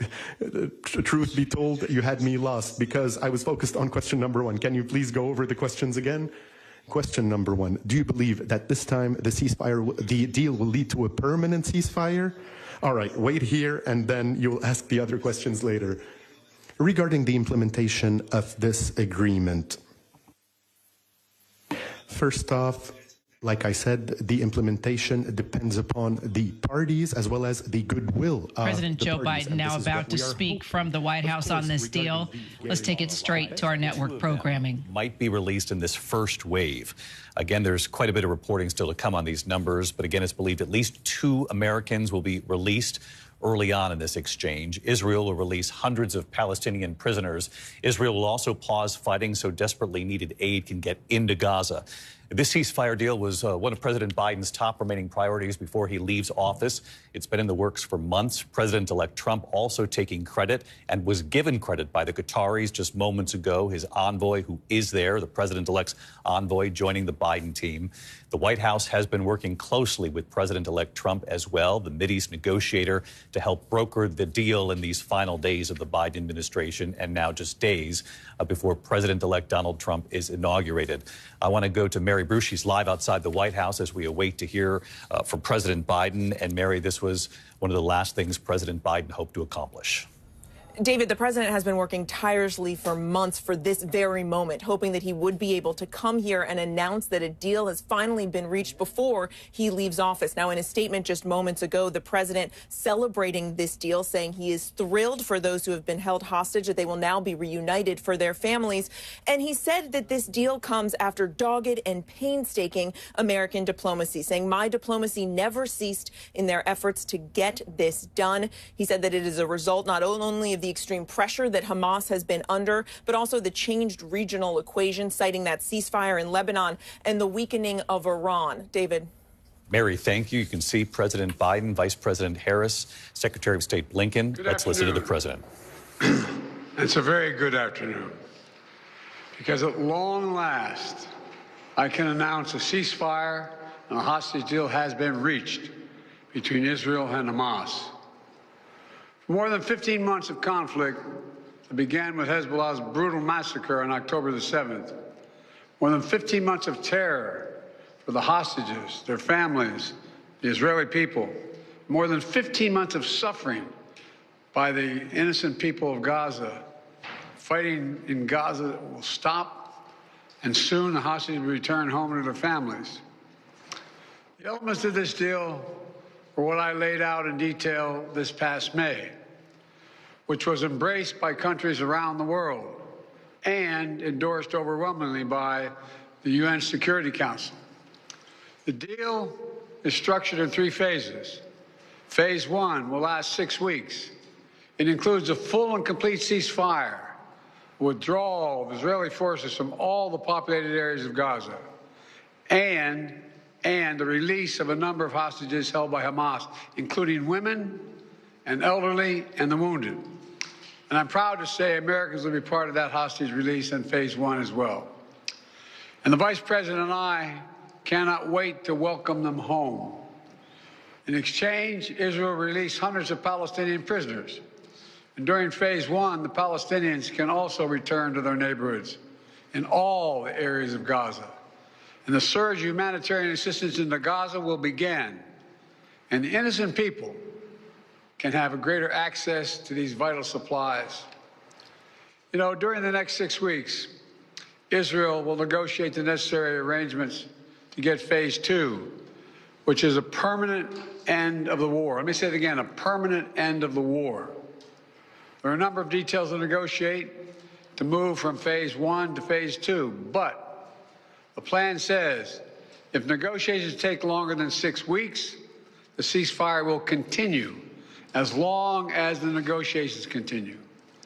I've spoken to the Emir of Kuwait and the President of Egypt, and we have pledged to make sure the negotiations will keep moving forward for as long as it takes. Then, when phase 2 begins, there will be an exchange for release of the remaining living hostages, including male soldiers, and all remaining Israeli forces will be withdrawn from Gaza, and the temporary ceasefire will become permanent. And finally, phase 3, any final remains of hostages who have been killed will be returned to their families, and a major reconstruction plan for Gaza will begin. This is the ceasefire agreement I introduced last spring. Today, Hamas and Israel have agreed to that ceasefire agreement and the whole ending the war. You know, those of you who have followed the negotiations can attest, the road to this deal has not been easy. I've worked in foreign policy for decades. This is one of the toughest negotiations I've ever experienced. And we reached this point because of the pressure that Israel built on Hamas, backed by the United States. Hamas's longtime leader, Sinwar, was killed. Hamas's strongest supporter, Iran, launched attacks on Israel. And those attacks failed after my administration organized a coalition of nations to stop them.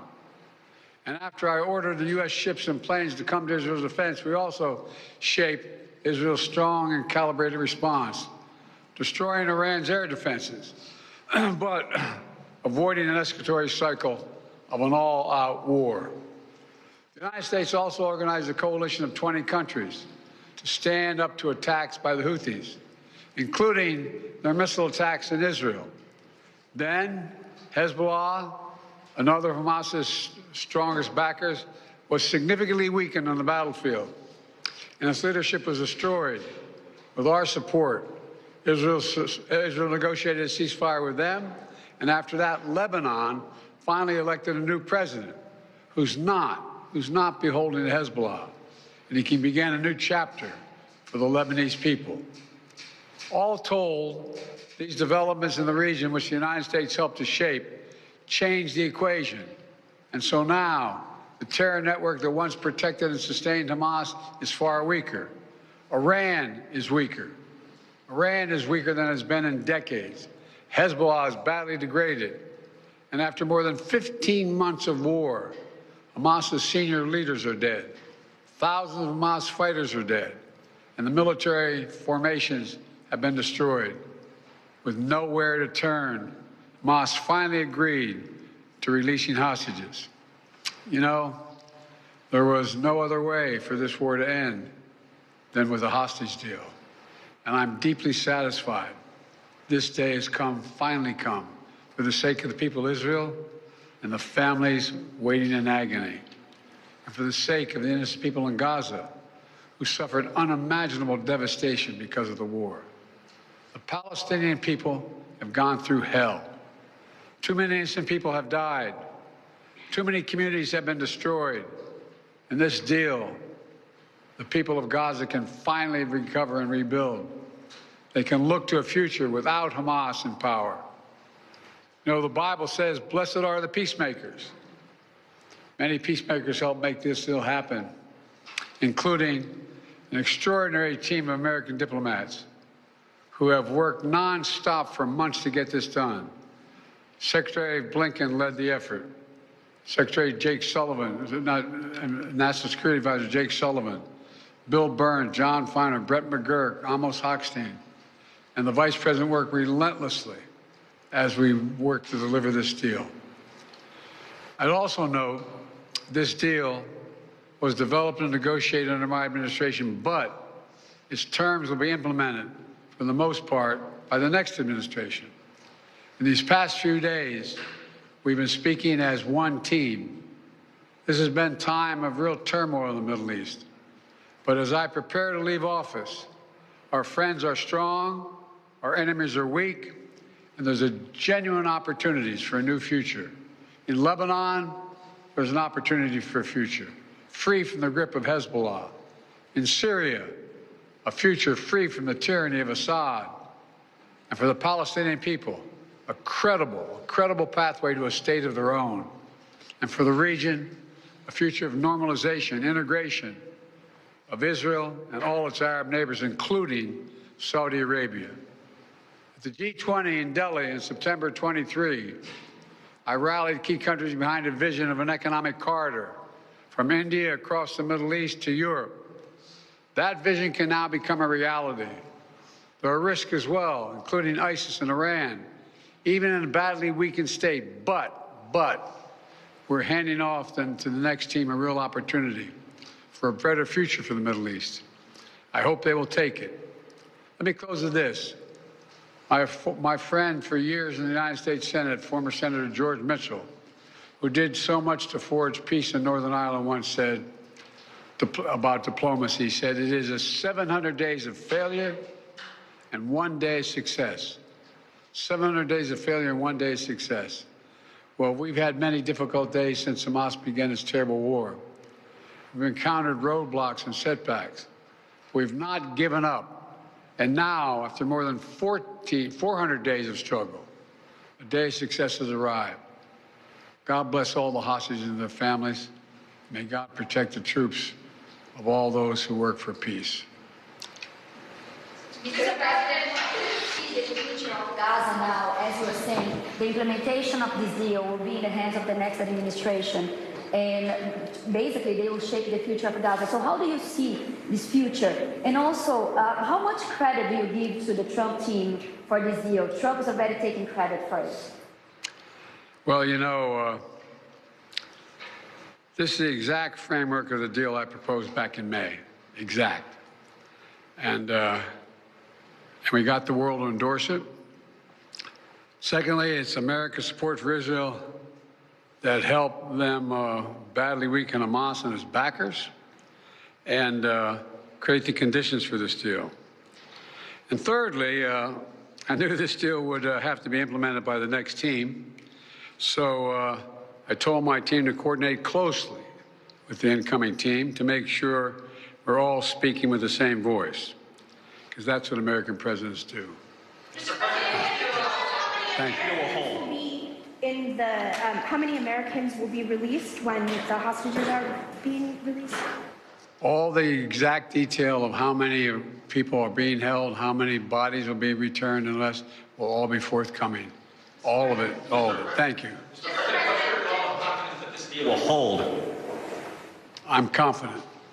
Thank you. Folks, credit for this, Mr. President, you or Trump? Is that a joke? Oh, thank you. There you have it, President Biden at the White House with an extraordinary announcement today, just minutes after the Qataris announced that this ceasefire was in place after negotiations with Qatar, Egypt, and the United States that lasted more than several months. And of course, this conflict more than a year that families around the world in Israel and right here in the United States have been waiting to try to get their loved ones back. President Biden announcing moments ago that this was the framework, he said in his words, that he announced before the world last spring with global support, he said, for that, including support from the Israelis at the time. According to President Biden, he said that is the exact framework of what's been agreed to, though it has now been agreed to in these final days of the Biden presidency, just days before the inauguration of President-elect Donald Trump. The president-elect taking credit as well just a short time ago, saying that his Mideast envoy also part of this, the Biden administration acknowledging that. President Biden saying that is what presidents do. An outgoing president and an incoming president, they must speak with one voice, particularly when it comes to a global issue like this one. I do want to read to you a statement. This comes from the families of American hostages in Gaza, a statement joint out from those families saying, we are deeply grateful that there is finally an agreement between Israel and Hamas to bring our loved ones home. We have been waiting for 467 days while our family members suffer from life-threatening injuries, abuse, torture, and sexual violence. We thank President Biden, President-elect Trump, and their teams for their constructive efforts to make this possible. You heard the reporter there ask how many Americans will be released. President Biden saying those numbers will be reported out in due time. It's believed this first phase of the deal, according to the president moments ago, will be 42 days, 6 weeks long. The Israeli forces will withdraw, allow for more aid to get in, though it's our belief from early reporting here that the Israeli forces will stay on the border. They will also perform reconnaissance, it's believed. Some 33 hostages expected to be released, starting with women, children, and the elderly, according to President Biden there moments ago. And from our reporting, it's believed it's possible up to 2 Americans could be among the early wave of hostages released. We also know a number of Palestinian prisoners will also be released as well. I want to bring in Mary Bruce. She's live outside the White House. Mary, we talked to you just beforehand, and again, President Biden making it clear that he was the architect of this last spring. Though he knows the reality here, it took many months to get this through, and it comes just days before he leaves the White House. David, it certainly is hard to ignore the timing of all of this. Finally, this deal being reached just as President Biden has days left in office, less than a week now, and yet he repeatedly noted that the deal that is now being reached is based off of the framework that he introduced last May, that it was his administration who has worked so hard and diligently over these last many months to get this done. This was President Biden's top priority before leaving office, and yet you are now seeing, of course, the incoming president, Donald Trump, taking some credit. He is saying that this is an epic deal, saying this would not have been done if he were not about to take office. President Biden there was asked, who deserves credit, him or Trump? And he scoffed at that, saying, is that a joke? But you also heard President Biden there note that he felt it was important to bring the incoming administration into these talks so that there was no daylight between them, saying they were one team and saying that there's a real opportunity going forward and that he hopes the incoming administration will take it. And there is a lot still to be negotiated. This hopefully paves the way for an end to this war. That is not going to be easy and something that the incoming administration now has to tackle going forward, David. Certainly won't be easy. Steve Witkoff, of course, the envoy that had been sent there on behalf of President-elect Donald Trump to join the Biden team. He's been given credit by the Qataris as well here as this announcement was revealed. I want to bring in Tom Soufi-Burridge. He's in Tel Aviv in what's been dubbed Hostage Square. Tom, I know many of the families have been gathered there with the early news here. It's late there. It's now dispersed, but give me a sense of what the families, what the demonstrators there said, how they reacted when they heard the news. Yeah, David, I think people might be surprised to hear that there's a subdued atmosphere on the streets of Tel Aviv tonight. We just came from a demonstration a short distance away from here, and, mixed feelings. People are happy there's a deal, an initial 6-week ceasefire, 33 hostages, most of them alive, we believe, to be released. But they are worried that that 6-week initial ceasefire won't turn into phases 2 and 3 of this deal and the release of all of the hostages. I mean, this is an art installation, David, in the heart of Hostage Square. It's a tunnel which they've constructed to, represent the fact that those hostages have mainly been held, we believe, underground in tunnels right across the Gaza Strip. You can see the faces of Israeli hostages just plastered all over this.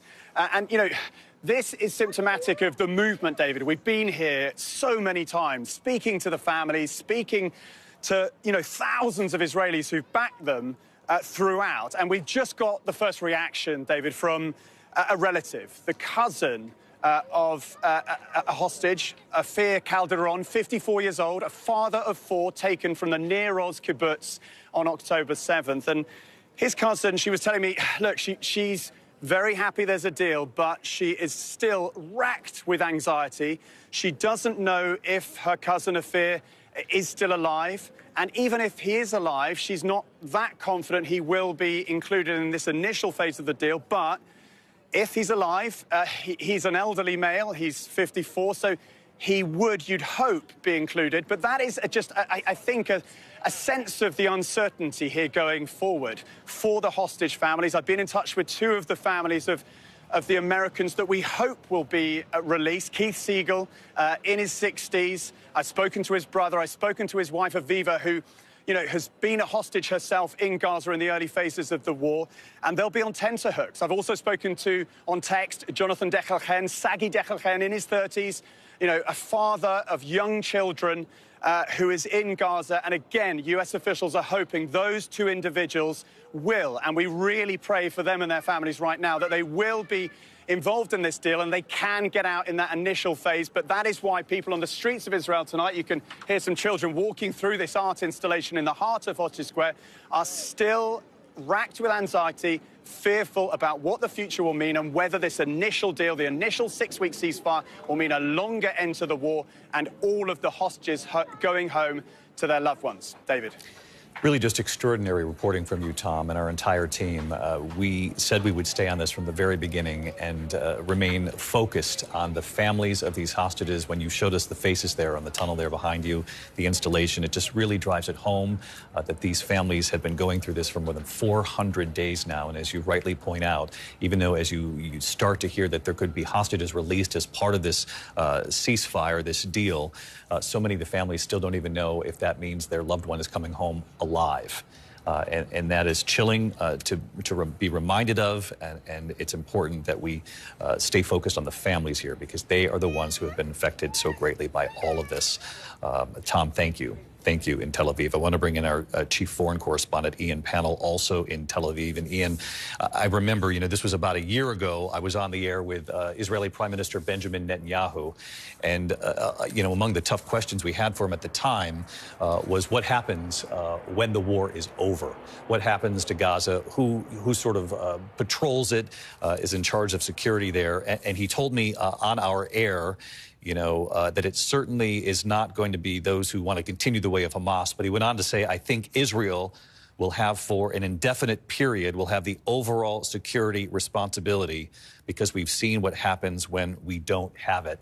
These are the kinds of much sort of larger picture questions that are going to have to be answered in the days and the weeks to come. When you hear from President Biden there saying it'll be the incoming administration who has to sort of shepherd this deal forward, and this will not be an easy task, not only holding this ceasefire, but what happens in the phases that follow. Yeah, I mean, the devil is definitely in the detail here, especially phase 3. It's one thing that President Biden didn't really get into. Who governs Gaza? That's the key question. Reminder that Hamas isn't just a military organization, terrorist organization for many people, but it also is a political party. It was the elected government in Gaza, and they will still feel that they have a right to run Gaza. Now, that's clearly going to be unacceptable, as Prime Minister Netanyahu told you, as we've heard repeatedly from Israeli officials. That's a red line that they're not ready to cross. Now, there's been talk about bringing in other parties to potentially govern, but it's not a very enticing offer for many people. It's a problem that has to be dealt with, but it's a problem that no one really wants to own. I think for now, certainly good news, and it's interesting watching different parties emphasize the roles that they've played. And undoubtedly, the American role in this has been instrumental. But hearing President Biden again say that this was essentially the deal that was on the table back in May raises some important questions about what changed, what is different now. Now, clearly, the incoming Trump administration has used fairly strong language that has struck not just Hamas, but also the Israeli government. When he talked about unleashing hell, for example, we know that he told Prime Minister Netanyahu when he met him again some time back to wrap it up, to have this war done by the time that he takes office. We know that his special envoy has been very active on the ground. As you said yourself, he was thanked by the Qatari Prime Minister there. So Trump, as we're seeing in Ukraine, is regarded as a strong leader who will knock heads together and make a difference. But undoubtedly, most of the legwork has been done by the Biden administration. But the other crucial thing that I think people need to know is that the political makeup of Netanyahu's ruling coalition also changed. It essentially ended this bloc that the right-wing parties who were opposed to a ceasefire, opposed to any kind of agreement with Hamas, it removed their ability to be able to block an agreement. A new party came into this coalition. It wasn't very many MKs, members of parliament, members of the Knesset, but it was enough to change that to make a deal possible. So we're going to have to see what the details are for phase 3. But as you rightly say, that's going to be the toughest part of this. David? Our chief foreign correspondent, Ian Pannell, who's been in the region for so much of this war, covering it day in and day out for us. Ian, thank you. I want to bring in Martha Raddatz, our chief global affairs correspondent. Martha, we're all all students of history here. We were just on the air last week with the passing and the service for former President Jimmy Carter. And it's not lost on you and me that this agreement comes really in the final days of the Biden administration. In fact, it takes effect Sunday, January 19th, the eve of the inauguration of President-elect Donald Trump. Really no question here, even from the Biden administration, that both administrations deserve credit. The Qataris pointing out President-elect Donald Trump's envoy in the Middle East as having helped the Biden team together as a force there going into this new administration. But even though they're very different scenarios, there has been extraordinary human suffering in this war. Some of the political parallels, you can't ignore that this is happening in the final days, the final hours of the Biden administration. Exactly, David. And we were talking about this just last week during Jimmy Carter's funeral. Those Iranian hostages, those American hostages held by Iran for 444 days, Jimmy Carter put his heart and soul into that. And that probably in some ways cost him re-election. But the deal was not made until Ronald Reagan, just hours after Ronald Reagan became president, a punch in the gut to Jimmy Carter by Iran. Of course, he was thrilled that those hostages were released after all the work he had done. But yes, just days away from the Trump administration taking over. And Donald Trump did say there would be hell to pay, as Ian noted, hell to pay if those hostages were not released before he took office. And they, too, have made huge efforts in the last few days with the Biden administration to get this over the line. But President Biden rightly pointed out that this was the agreement that he put forward last May, but 8 months later, and those hostages remained there, and the destruction of Gaza continued during that time. So this, as you said, David, it is an extraordinary announcement, but one with several questions as the Biden administration ends its term. Martha Raddatz in our Washington bureau. Again, the breaking news at this hour, a ceasefire between Israel and Hamas. Phase 1, 42 days, 6 weeks long, during which we expect 33 hostages to be released, starting with women, children, and elderly. And from early reporting, it's our belief that at least up to 2 Americans could be among those hostages released. Our coverage continues on ABC News Live, abcnews.com. I'll be back with the entire team for World News Tonight. I'm David Muir in New York. I'll see you then. Good day. This has been a special report from ABC News. President Joe Biden speaking from the White House. David, thank you so much. And he was taking credit for the Middle East truce. Israel and Hamas agreeing to a ceasefire starting on Sunday to halt the devastating 15-month war in Gaza. Israel will convene its security cabinet tomorrow to put final approval on this deal. The agreement would then take effect on Sunday. Let's bring in our State Department reporter Shannon Kingston now for more. So Shannon, Trump taking credit for this deal as well. Biden says it was his framework, and then he brought the incoming administration into this deal. So the president's saying that was the right thing to do. But how do we, or will we ever know really how this got across the finish line? Right. Well, I'm sure there's going to be analysis about what exactly made this possible for a long time. But really, there's so many factors that went into setting the stage for this very moment. We saw President Biden just now. He took us back to last May when he laid out the proposal, the framework of this deal. It doesn't seem really all that long ago. But then he talked about all the momentous events that have happened in the Middle East since then. Really, the assassination of Yahya Sinwar, the military leader of Hamas, the assassination of Hamas's political leader, the defeat of Hezbollah in Lebanon, military actions that have weakened Iran, and yes, the incoming Trump administration working with the Biden administration. But really what it does is it raises the question about what is going to happen next, because there are still so many things that could happen with the potential to torpedo this deal that they've worked so hard to reach. Shannon, thank you. Let's get straight to the White House. Our chief White House correspondent, Mary Bruce. We just heard from President Biden there. So, Mary, trying to figure out and doesn't really matter who should have the most amount of credit here, but it does raise an interesting conversation that it was President-elect Donald Trump that was out there tweeting immediately saying, epic deal, we made it happen. It took a while to hear from President Biden there at the White House. He says this was his framework. He should have credit for this deal, but that he brought the incoming administration into this because that was the right thing to do. How do we, or do we even need to deal with the nitty-gritty here? But clearly we have two presidents wanting to take credit for a pretty incredible truce that happened today. Administrations, the incoming and the outgoing, are simply happy that a deal has been reached and that these hostages will be coming home. It is a huge, massive achievement, and one that, as President Biden was quick to point out, he has been working tirelessly for many months. Yes, look, Donald Trump came out and was very quick to claim credit, saying this is an epic deal, arguing it wouldn't have happened if he were not about to take office. And certainly he was very blunt in putting a lot of pressure on everyone involved, saying there, all hell would break loose essentially if the hostages were not released before he took office. But you heard from President Biden, and it is true. Yes, he certainly laid the groundwork here. He said repeatedly that this is building off of the framework that he announced last May. His administration has been the one really negotiating all of this. But yes, he did also point out that he felt it was important to bring in members of the incoming administration. We know that Donald Trump's Middle East envoy, Steve Witkoff, has been a part of this. We actually heard the Qataris mention him as they laid out what is in this deal and made their announcement.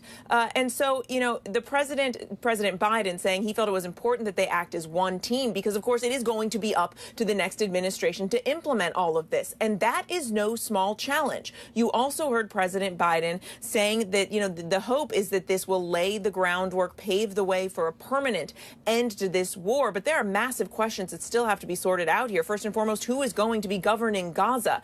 And that is all going to be negotiated while Donald Trump is in office. So it's something that he has to tackle. And I think that's why you heard President Biden with that message to the incoming administration saying that there's a real opportunity here and that he hopes they will take it. Mary, thank you so much. Let's bring in our global affairs correspondent, Martha Raddatz. Martha, I could ask you about just past administrations and Mideast peace deals, going all the way back to the days of Jimmy Carter to right now, what we're seeing clearly that both President Biden and incoming President Donald Trump have worked together here to secure. We actually heard Qatar's prime minister right there in that live press conference mention that the incoming Middle East envoy, Steve Witkoff, was sitting next to him in that room. We are probably going to be hearing a lot more about the role that he played in making this deal happen.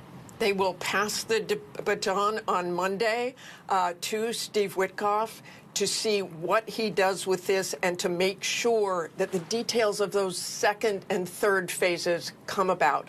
And you heard the Qatari Prime Minister also say those details are not finalized on exactly what will happen after phase one, if it is successful, that they continue into the second one. All eyes in the Trump administration will be on maintaining this ceasefire. Donald Trump, as you well know, Kira, had made threats about getting these hostages released. But it was indeed Joe Biden and that team who month after month after month tried to push the Israelis, tried to push Hamas into some sort of ceasefire after that horrific attack on October 7th and the destruction and death from the war in Gaza. Just yesterday, Tony Blinken, the Secretary of State, in a speech said that we've long made the point to the Israeli government that Hamas cannot be defeated by military campaign alone, that without a clear alternative, a post-conflict plan, and a credible political horizon for the Palestinians, Hamas, or something just as apparent and dangerous, will grow back. He also made the point that the U.S. assesses that Hamas has recruited almost as many new militants as it has lost. There are about 18,000, according to the Israelis, who they have killed, Hamas fighters. Blinken said that is a recipe for an enduring insurgency and perpetual war. That is something else that the next administration will have to watch out for. What happens to those recruits? If indeed there are 18,000 Hamas recruits, Israel's going to want to keep their eye on those recruits. They're going to want some security in Gaza. How that will play out, we don't really know. Obviously, with this draft agreement, they withdraw to the borders for this time. They don't stop all aerial reconnaissance, but they do stop it for about 10 hours a day. But the Israelis will certainly be keeping their eye on Gaza. Kira? Yes, they will. Martha, thank you. Let's bring in our Chief Foreign Affairs Correspondent, Ian Pannell. He is in Tel Aviv.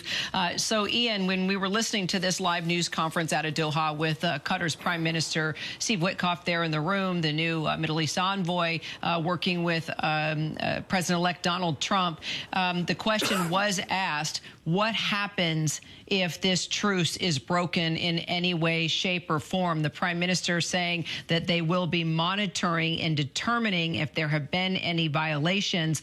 How is this going to work? Who will be monitoring both sides and this deal? And what will happen if somebody does break one of the rules that is, incorporated into this truce? It's a good question. I mean, we're kind of into uncharted territory. Now, we know that the moderators are the same moderators who've been involved in these negotiations in Qatar. So it's the Qataris, the Egyptians, the United States, as well as, obviously, the Israelis and Hamas. All of those parties will be in charge of monitoring how this works. But it's... I think at this point, we shouldn't lose sight of how fragile all of this is. And we shouldn't lose sight of what the Palestinians have gone through and what the Israelis have gone through over the last 15 months or so. There is it's a bittersweet moment today for a lot of people. Lots of people are remembering those who died. For Palestinians in Gaza, yes, some celebrations, but so many have lost their houses. So many have lost loved ones. The conditions on the ground are absolutely appalling. It's a genuine humanitarian crisis there that's going to have to be dealt with. And you're still going to have a situation, even though Israeli troops are going to withdraw towards the border, so still inside Gaza, closer to the border area, out of populated areas, the risks of something going wrong, of someone taking a pot shot, of retaliation, all of those things are absolutely possible. So everyone is going to have to stay on this. As Martha says, quite rightly, it's going to be a huge task for the Trump administration. I think they've certainly helped propel this forward. President Biden was at pains to point out that this is the same framework deal that was on the table back in May last year. So many people here are asking questions, so why wasn't it approved then? Why did so many Palestinians have to die? Why did so many soldiers have to die? Why did the war go on so long? Well, the answer is to do with Israeli domestic politics as much as pressure from the United States. And the makeup of Netanyahu's coalition government essentially changed. There was a statement on Twitter made by a senior Israeli government official who is on the right, who opposes a ceasefire, essentially bragging that he had scuppered a ceasefire deal repeatedly. This is what Antony Blinken and his team have been up against. But the makeup of the government has changed. A new party joined the coalition, and they are in favour of the ceasefire deal, essentially removing the veto power of this minority party on the right that was holding, basically holding the power to stop this deal in its hands. So that is important. I think Trump's strong messaging as well to Netanyahu when he met him before the election, telling him to wrap it up, to have this done by the time he takes office. But again, Martha's right. There's huge amounts of work to do. The risks of the ceasefire breaking down. The next stages of negotiation are going to be much harder. They've kicked into the long grass a lot of tough issues, not least who governs Gaza after the guns stop shooting. So those are the issues that are going to have to be resolved. The negotiations will go on. Trump's special envoy is going to have a very busy, very tough time. But let's not lose sight of the fact that the whole landscape in this part of the world that has seen so much violence, so much war, so much people being displaced from their homes over decades and decades has totally changed. In Lebanon, we've just had a new prime minister. who is not beholden, new president who is not beholden to Hezbollah. Hezbollah has been decimated. Iran has lost its influence there. Iran is weaker. Bashar al-Assad has gone in Syria.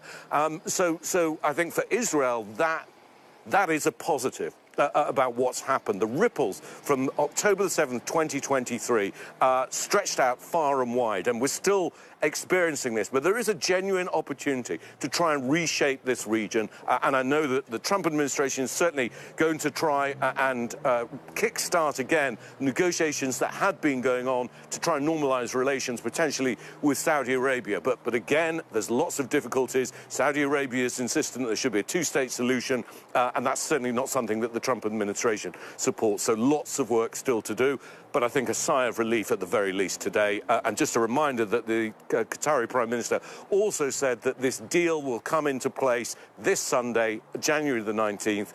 It'll be a date many people will remember. Indeed. Ian, thank you so much. And then there's the dozens of hostages, 7 of whom are American. Our foreign correspondent, Tom Sufi-Burridge, is also there in Tel Aviv. Tom, you have been speaking to the relatives of hostages. Just a little while ago, you talked to a cousin of one of the hostages still hopefully alive and will be coming home. Just tell us what the reaction has been from all of those you've had a chance to talk to, even those there, excited about the news that is now circulating around the world. Yeah, Kira, look, there isn't jubilation on the streets of Tel Aviv tonight. You might be surprised by that, but that's because pretty much everyone I've spoken to in the last hour or so is happy there's a deal. But they're wary, and they're also fearful that this initial 6-week ceasefire and 33 hostages, most of them alive, coming out, might not turn into a permanent ceasefire, a phase 2 and a phase 3 of the deal, and the release of all the other hostages. We're in Hostage Square, right in the heart of Tel Aviv. It's pretty quiet here, to be honest, and there are these art installations. I mean, this one is particularly poignant. It is a tunnel, you can see. I mean, have a look inside. They've reconstructed a tunnel, and it, of course, symbolizes the fact that most of those hostages, we believe, have, for the best part of their time, and I've spoken to some of those hostages released in the early part of the war, were held in hostages in Gaza. And you can see it's plastered with the faces of the hostages. I mean, look, I spoke, as you say, to Ifat Calderon, her cousin, Afir Calderon, 54 years old, a father of 4, is one of the hostages still being held in Gaza. He was taken from the Nir Oz kibbutz near Gaza on October 7th. And look, Ifat was, saying that she has mixed feelings. She is pleased there's a deal. She says she's racked by anxiety and fear, though. She doesn't even know whether her cousin Afir is still alive. And even if he is, she's not, really confident that he definitely will be one of the 33 released in this initial phase of the deal. I mean, she also interestingly said to me, Kira, that she really feels that President-elect Trump's involvement, his team's involvement in the negotiating process, we know that they were working hand in hand with the Biden administration on this, was instrumental. She feels that really made a difference this time around, because she feels it forced not only Hamas but also the Israeli government, Prime Minister Benjamin Netanyahu, to make concessions, and that ultimately brought the sides to a position where they could reach a deal and get this across the line. And yes, in a matter of days, we hopefully will see those first hostages as part of this deal on Sunday, as Ian said, coming out. And, I've spoken also on text to 2 of the relatives linked to 2 of the American hostages still being held in Gaza. Keith Siegel in his 60s. We're very hopeful that he will be part of this deal. And also Sagi Dechelchen. I've spoken to his dad, Jonathan, on text. They're hopeful that those 2 individuals American citizens, will be part of this deal, part of the 33. But I think also spare a thought for the family of Aidan Alexander, a young guy, an IDF soldier who was taken on October the 7th. He almost certainly won't be part of this deal. He's believed to be alive. Hamas released a video a few weeks ago of him in captivity, speaking under duress. We've seen many of those videos. We saw a video of Keith Siegel earlier in the war. And, Eden Alexander probably won't be part of this deal. So spare a thought for his family and many other families of the hostages who won't be coming out in this initial phase. And that is why, going back to my original point, a lot of people on the streets tonight in Israel are not celebrating. they're happy there's a deal, but they are wary about how this progresses and what it means for the remaining hostages, because the movement behind these hostages, we've been here so many times at massive demonstrations. They've campaigned for months and months and months, and they really want all of the hostages to be released, not just some of them. Kira. Understood. Tom Sufi-Burge for us there in Tel Aviv. Tom, thank you. Our senior White House correspondent Selena Wang is near Mar-a-Lago, where we have heard from President-elect Trump. Matter of fact, he was the first one to put out on Truth Social that a deal had been accomplished, calling it epic.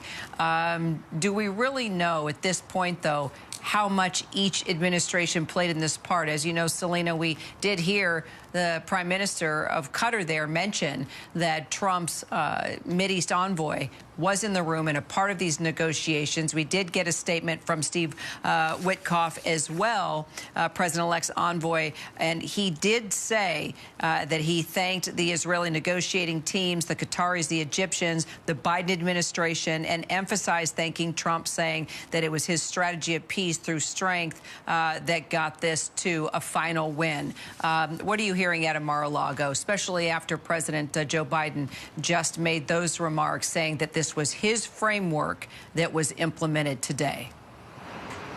Yeah, Kira, look, Donald Trump getting ahead of President Biden, swooping in to take credit, saying that this is an example of what his administration can achieve before he even takes office. But that comes despite the fact that it is the Biden administration that spent months and months of painstaking negotiations trying to get this over the finish line. President Biden personally getting involved, working the phones, repeatedly sending his top officials to the region. And as you pointed out, President Biden making a point during his remarks earlier to say that it was 8 months ago, last spring, when President Biden put forward a proposal for a ceasefire deal that is very similar to the agreement that we're seeing today. But look, in this final stretch, it was certainly a joint effort by the outgoing administration and the incoming administration. They put forward this unified message. President Biden said he wanted to be sure that there was continuity here. And just last week, I actually spoke to Donald Trump's Middle East envoy, Steve Witkoff, at Mar-a-Lago here in West Palm Beach. And he told me that it's been a very collaborative and close process working with the Biden team. He told me it wasn't about which administration was going to get credit for this deal, but said that they were laser focused on the exact same outcome. But of course, as you've been talking about here, the timing cannot be ignored. We're just days away from Donald Trump's inauguration, just days away from President Joe Biden handing over the keys of power, and that despite working and being on the cusp of this deal for many months, it's not until the final days of his presidency that this deal was finally able to get to the finish line. So part of the outcome here is President-elect Donald Trump's pressure that he's been putting on all parties, saying that all hell would break loose if the hostages weren't released before he took office. But in speaking with Biden administration officials, and we heard the president reiterate this today in his remarks, they believe that what was really able to help get this over the finish line is the fact that the regional situation has drastically changed and that Hamas has been significantly weakened, both militarily and diplomatically. That on top of, as President Joe Biden said, dogged American diplomacy for months and months and months, Kira. Selena, thank you. Let's bring in our contributor now and retired U.S. Army General Robert Abrams. General, I guess, first of all, before we delve into a conversation here, your immediate reaction to this deal and maybe your top concerns, what you still need to hear at this point, even though a truce has been signed. Well, I think it's a great day for the Middle East, Kira. Anytime we can stop fighting is a good day for all parties concerned. But I would be hesitant to spike the football, so to speak. As many of the other people on this program have said, there's a lot of work to be done. Phase 1, sure, but phase 2 and 3 is going to require a lot of negotiation. What am I most worried about? Both sides honoring the agreement. Because right now there is no mention of an enforcement mechanism where that might be a third-party enforcement mechanism. There's a huge amount of distrust between Hamas and Israel, and this kind of argues for a third party to be in the middle to sort of enforce this peace. But I don't think that's likely. So that's my biggest concern. So you pointed out just this lack of detail regarding a third-party peace enforcement or some type of truce enforcement force to supervise this. The Prime Minister of Qatar definitely said that there's one in place. He was asked several times from reporters in the room, how are you going to do that? What will happen if somebody does not abide by what has been decided here? From your experience, and there have been a number of Middle East peace deals going all back to the presidency of Jimmy Carter. What do you think, knowing what you know about this region and just what we have witnessed in the past 15 months, what would be the best way to enforce this deal? Well, you know, right now we have a UN peace enforcement or peacekeeping force on the Golan Heights. They've been there for, I don't know, 30, 40 years. And, you know, there was many violations within the last 6 to 8 months due to ongoing activities of Hezbollah in Syria, on the Syrian side of the Golan Heights, where those peacekeepers were sort of trampled and kicked out of the way. So I would say multinational, but instead of Westerners, I'd like to see those from the region fill the bulk of that from all sides. That's probably the best solution, because then it'll signal that their governments are behind this ceasefire as well. There's a lot of other stakeholders in this peace process, and not just the hostages being released, but I'm talking about countries in the region. There's a lot of other stakeholders, and they should all have a role to play. In other words, put skin in the game by putting boots on the ground to help monitor this truce. That would be a huge step forward. With regard to the future government of Gaza, as you know, Prime Minister Netanyahu has made it very clear that this war will end when Hamas is obliterated. Is that still going to happen? Is that still on the table? How do you see what could happen to Hamas here, in addition to some type of newly created government in Gaza? And then what is Israel's role? What is the role of the U.S.? Yeah, well, I know. Great question, right? Yeah, I know. Look, as we all if know, we could all answer that, we... The devil is always in the details, right?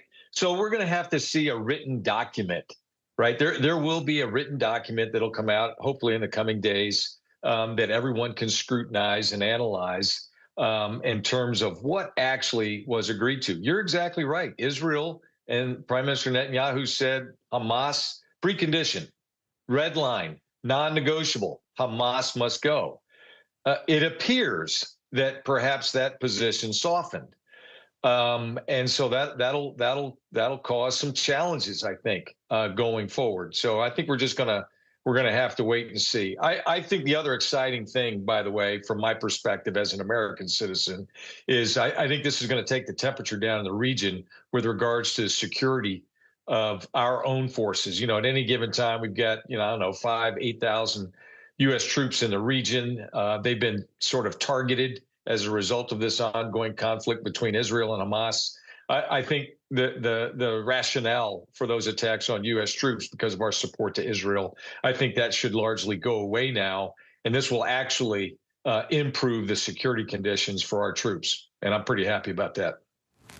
So from your military background to your now news background to what you know about politics, you have President-elect Trump, no surprise, coming forward immediately and taking credit for this, okay, calling this an epic deal, that it was his transition team that made this happen. We do know that his Middle East envoy, Steve Witkoff, was there in the room with the Prime Minister of Qatar when he held that news conference. Witkoff has been much more diplomatic, giving a shout out to all parties involved, including the Biden administration. But look, you know Trump and his leadership. I covered him the last 4 years. We know he's a big talker. He also can be pretty scary, and he's put certain people in their place, whether it's terrorist organizations or dictators. The timing of this is quite interesting, 5 days before he's inaugurated. What is your sense of how much Trump has played in this, getting it over the line 5 days before he actually takes over the White House? I'm going to say two things, Kira. The first one is I learned a long time ago from a very well-respected senior leader soldier that good things can always happen when no one worries about who gets the credit. And I saw that time and time again throughout my career, to include during my time in Korea under the Trump administration. So that's point number one. Point number two, I think we're going to have to wait and see as to how much influence that had. Sure, we're all aware of what President-elect Trump had said, that there will be hell to pay. But of course, no one really knows what that means. I think this is just, the offer that was briefed today is the same one that was forwarded by the current U.S. administration last May. And that, you can say what you want, but that is the foundation for this deal. And we ought to recognize that for what it is. But I think we're going to have to wait for the forensics to determine, if I think it's not worth the time and effort to determine who gets the credit. The fact of the matter is we've got a great gift. We've got a great result. And now we ought to focus on implementation and not worry about who's getting the credit. A sweet ending to one administration, a sweet beginning for another administration. General Robert Abrams, always great to have you and your perspective. Thank you so much. Thanks, Kira. We've got a lot more news ahead. Don't go far. We'll be right back. Hey, good morning, America.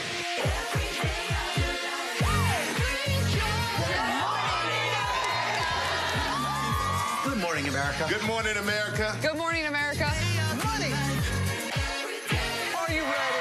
They are ready. Covering the biggest events in the country right now. There's a lot going on here.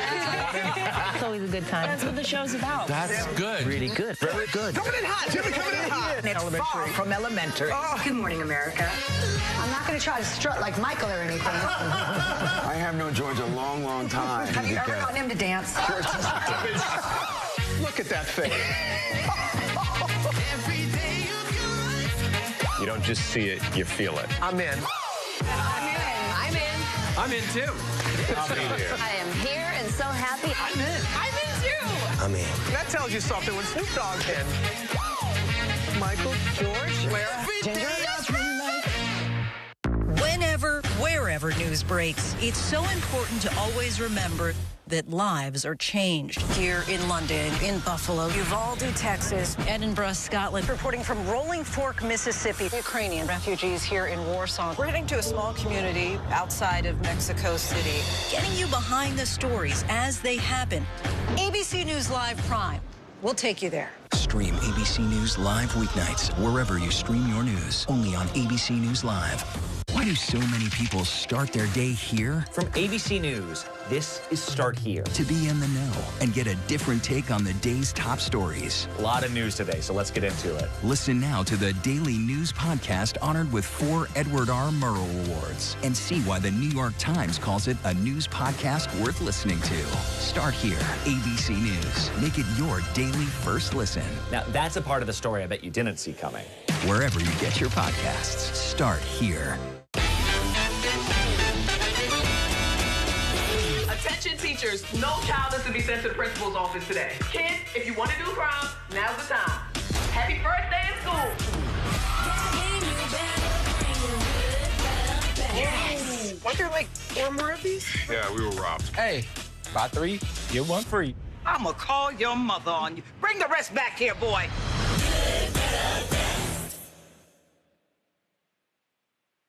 The news never stops. From Tampa, we are here tonight as Hurricane Milton has just made landfall. The surge just keeps coming up. Right on the border between Ukraine and Russia. In downtown Tel Aviv, rockets or missiles coming in. ABC News Live everywhere. We're not far from where this rally took place, so just stick with us here. Here in London. From the front lines. Off the coast of Gaza. Wherever the story is. We're going to take you there. You're streaming. ABC News Live. ABC News Live. You're streaming ABC News Live. ABC News Live. Streaming free everywhere.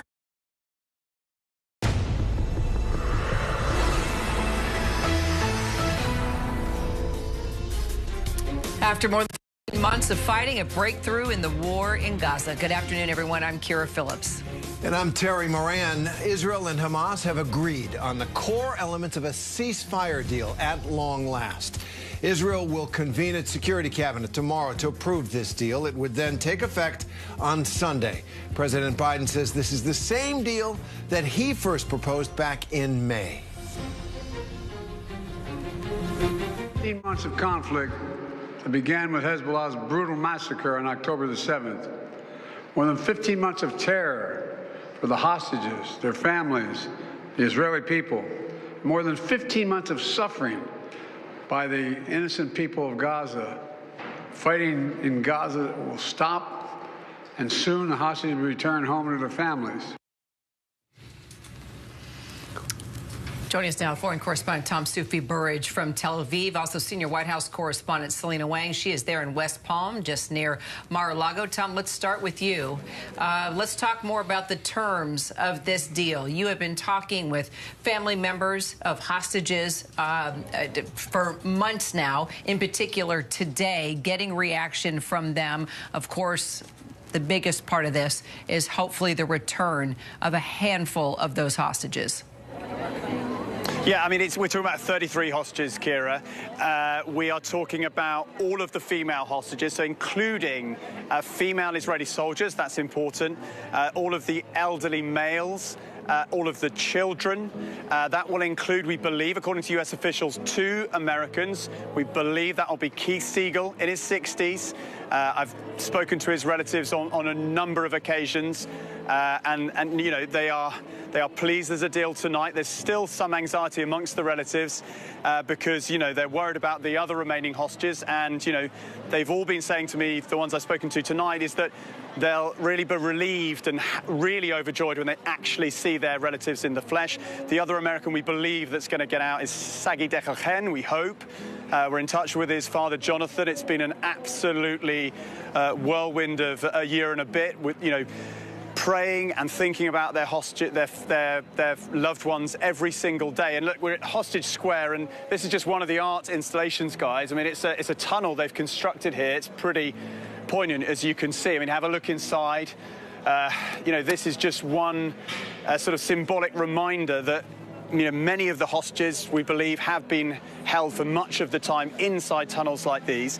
But it's also about, you know, Palestinian prisoners being released from Israeli prisons, hundreds of them being exchanged in this initial 6-week ceasefire. The Gaza Strip flooded with humanitarian aid as part of that deal, and Israeli troops withdrawing from pretty much the entire Gaza Strip. But crucially, we believe Israeli troops will still have a presence along a strip of land known as the Philadelphia Corridor.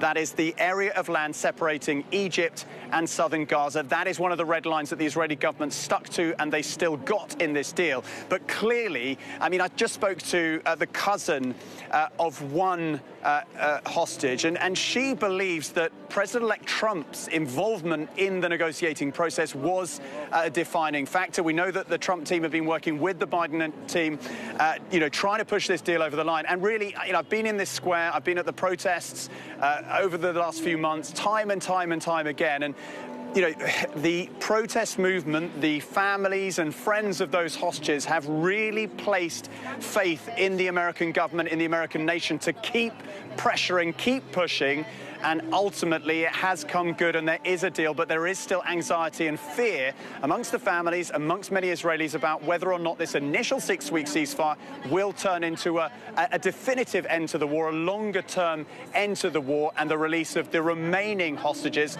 you know, particularly the males, any IDF soldiers, male IDF soldiers are being held in Gaza, including one American, a young man called Eden Alexander. You know, spare a thought for his family tonight and the families of the other hostages who probably won't be coming out in this initial 6-week ceasefire in this phase deal.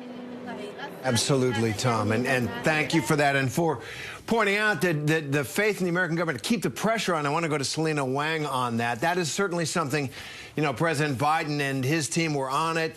President-elect Trump comes in. He says there'll be hell to pay if there is no deal. Both sides, both men now essentially claiming credit. That's unfortunate, given where Tom is. You see the actual reality of it. We've got to turn it into our stupid politics. But what do we know about the involvement of both administrations, the incoming one and the outgoing one in this?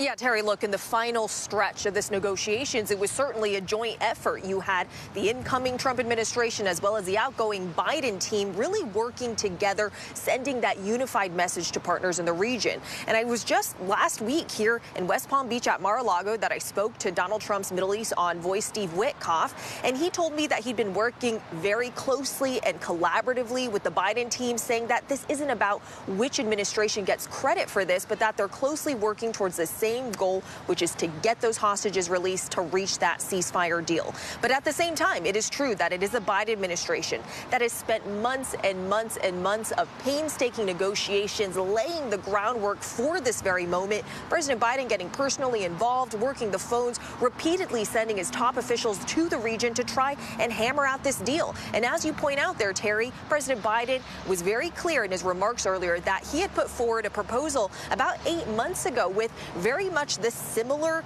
information as what's in this deal that we're seeing today. But at the same time, we can't ignore the timing here. We're just days away from Donald Trump's inauguration and Donald Trump's pressure that he put on partners in the region, saying that all hell would break loose if the hostages weren't released before his inauguration. That likely also played a role in getting us to this point.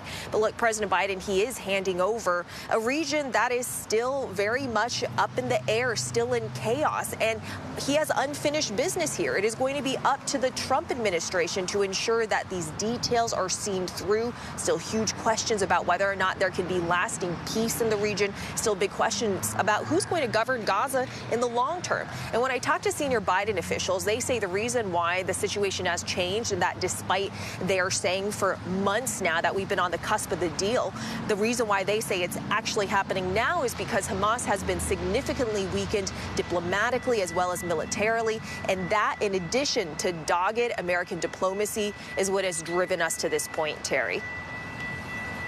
All right, Selena, Tom, thank you both so much. Well, let's continue our conversation now with Democratic Congresswoman Julie Johnson. She's been a strong advocate for ceasefire, and she now serves on the House Foreign Affairs Committee and has been tracking this throughout. So, Congressman Johnson, this is a big day. I know you've been strong advocating to end this war and the suffering of the Gazan people. What's your reaction to this news today? We have a ceasefire. I know for the Israeli people and the families of Israel to finally have their loved ones returned has got to be a huge relief. And at least, while I would have loved for the release to be tomorrow, at least those families have a timeline that they can hopefully count on. And to the Palestinian people and the people of Gaza, the suffering has to end. And I'm sure that I hope that they are hopeful that they finally have an end to the hell that they've been in and some light at the end of the tunnel as well.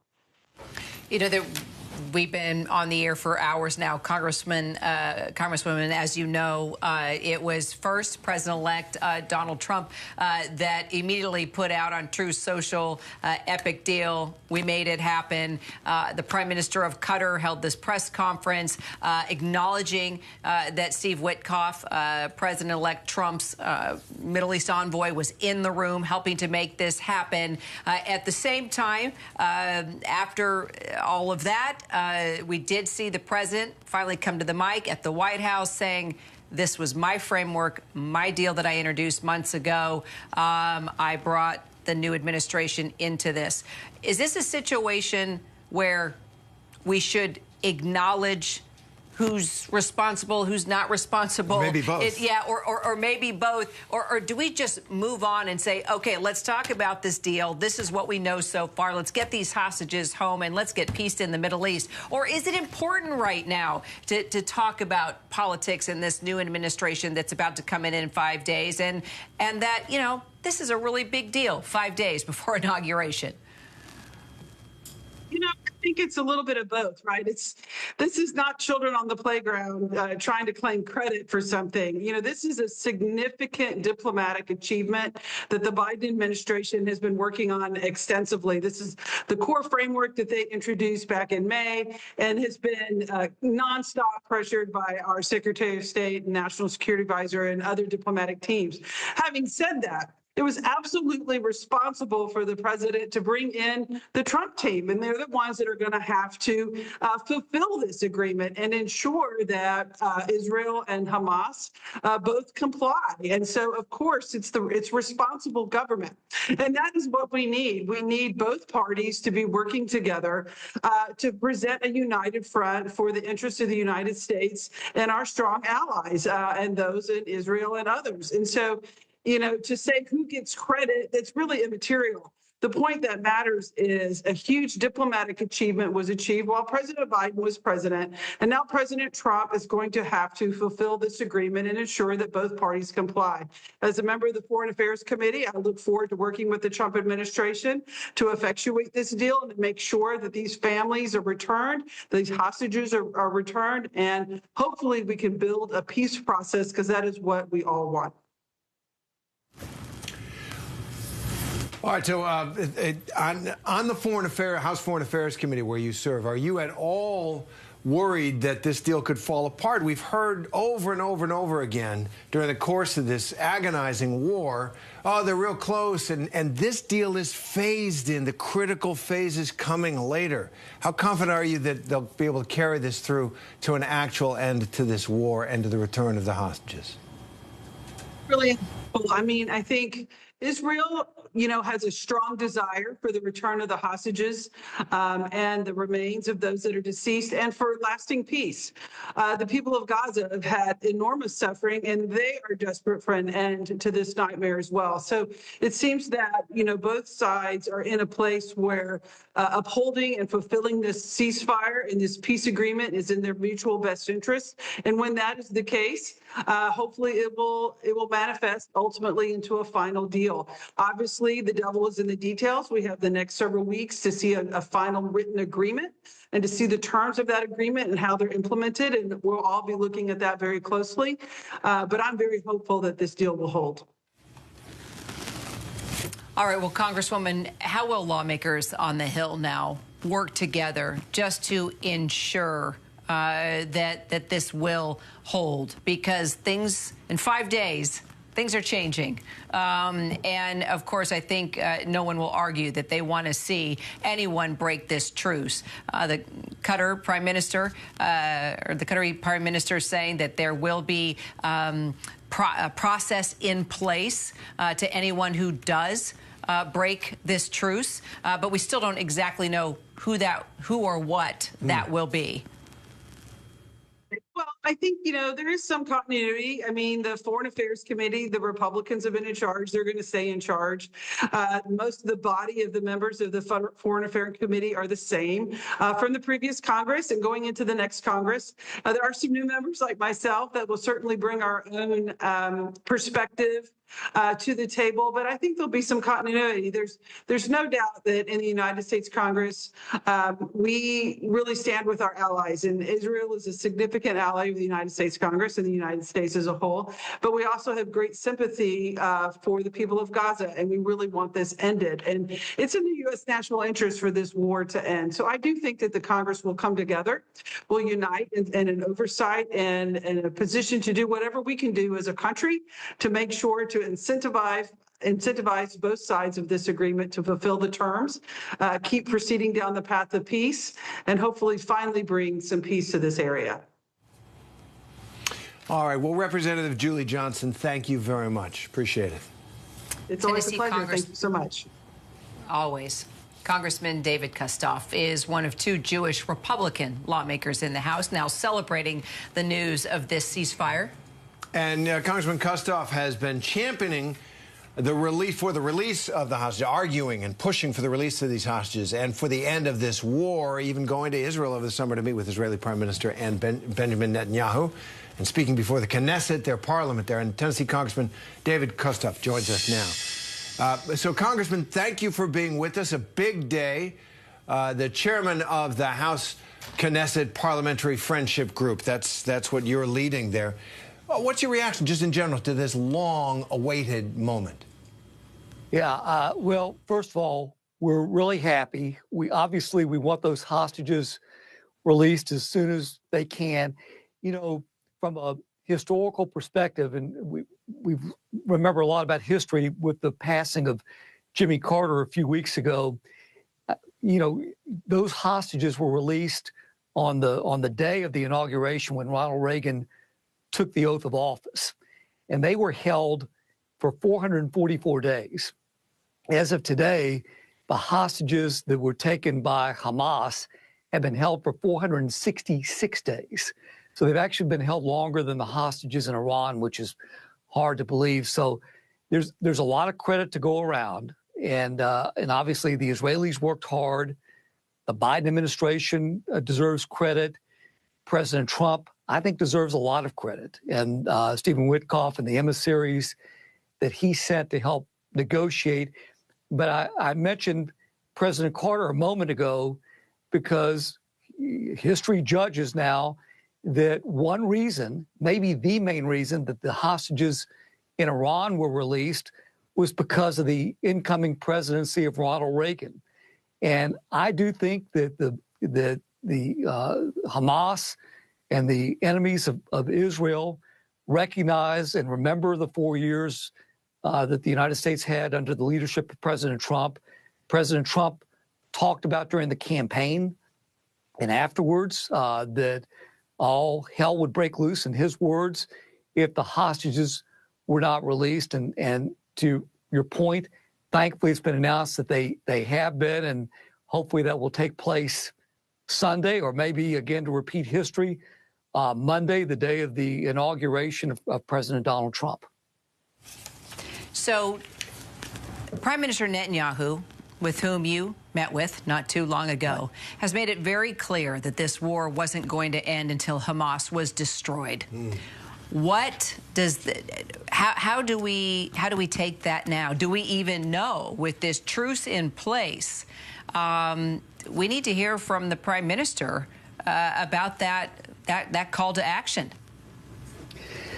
Right. Well, obviously, Israel has agreed in principle, and the deal was announced, and we're thankful of that. There is no doubt that Hamas has suffered tremendous damage, not only to their personnel, to their operation, to their leadership over this very long war that they started.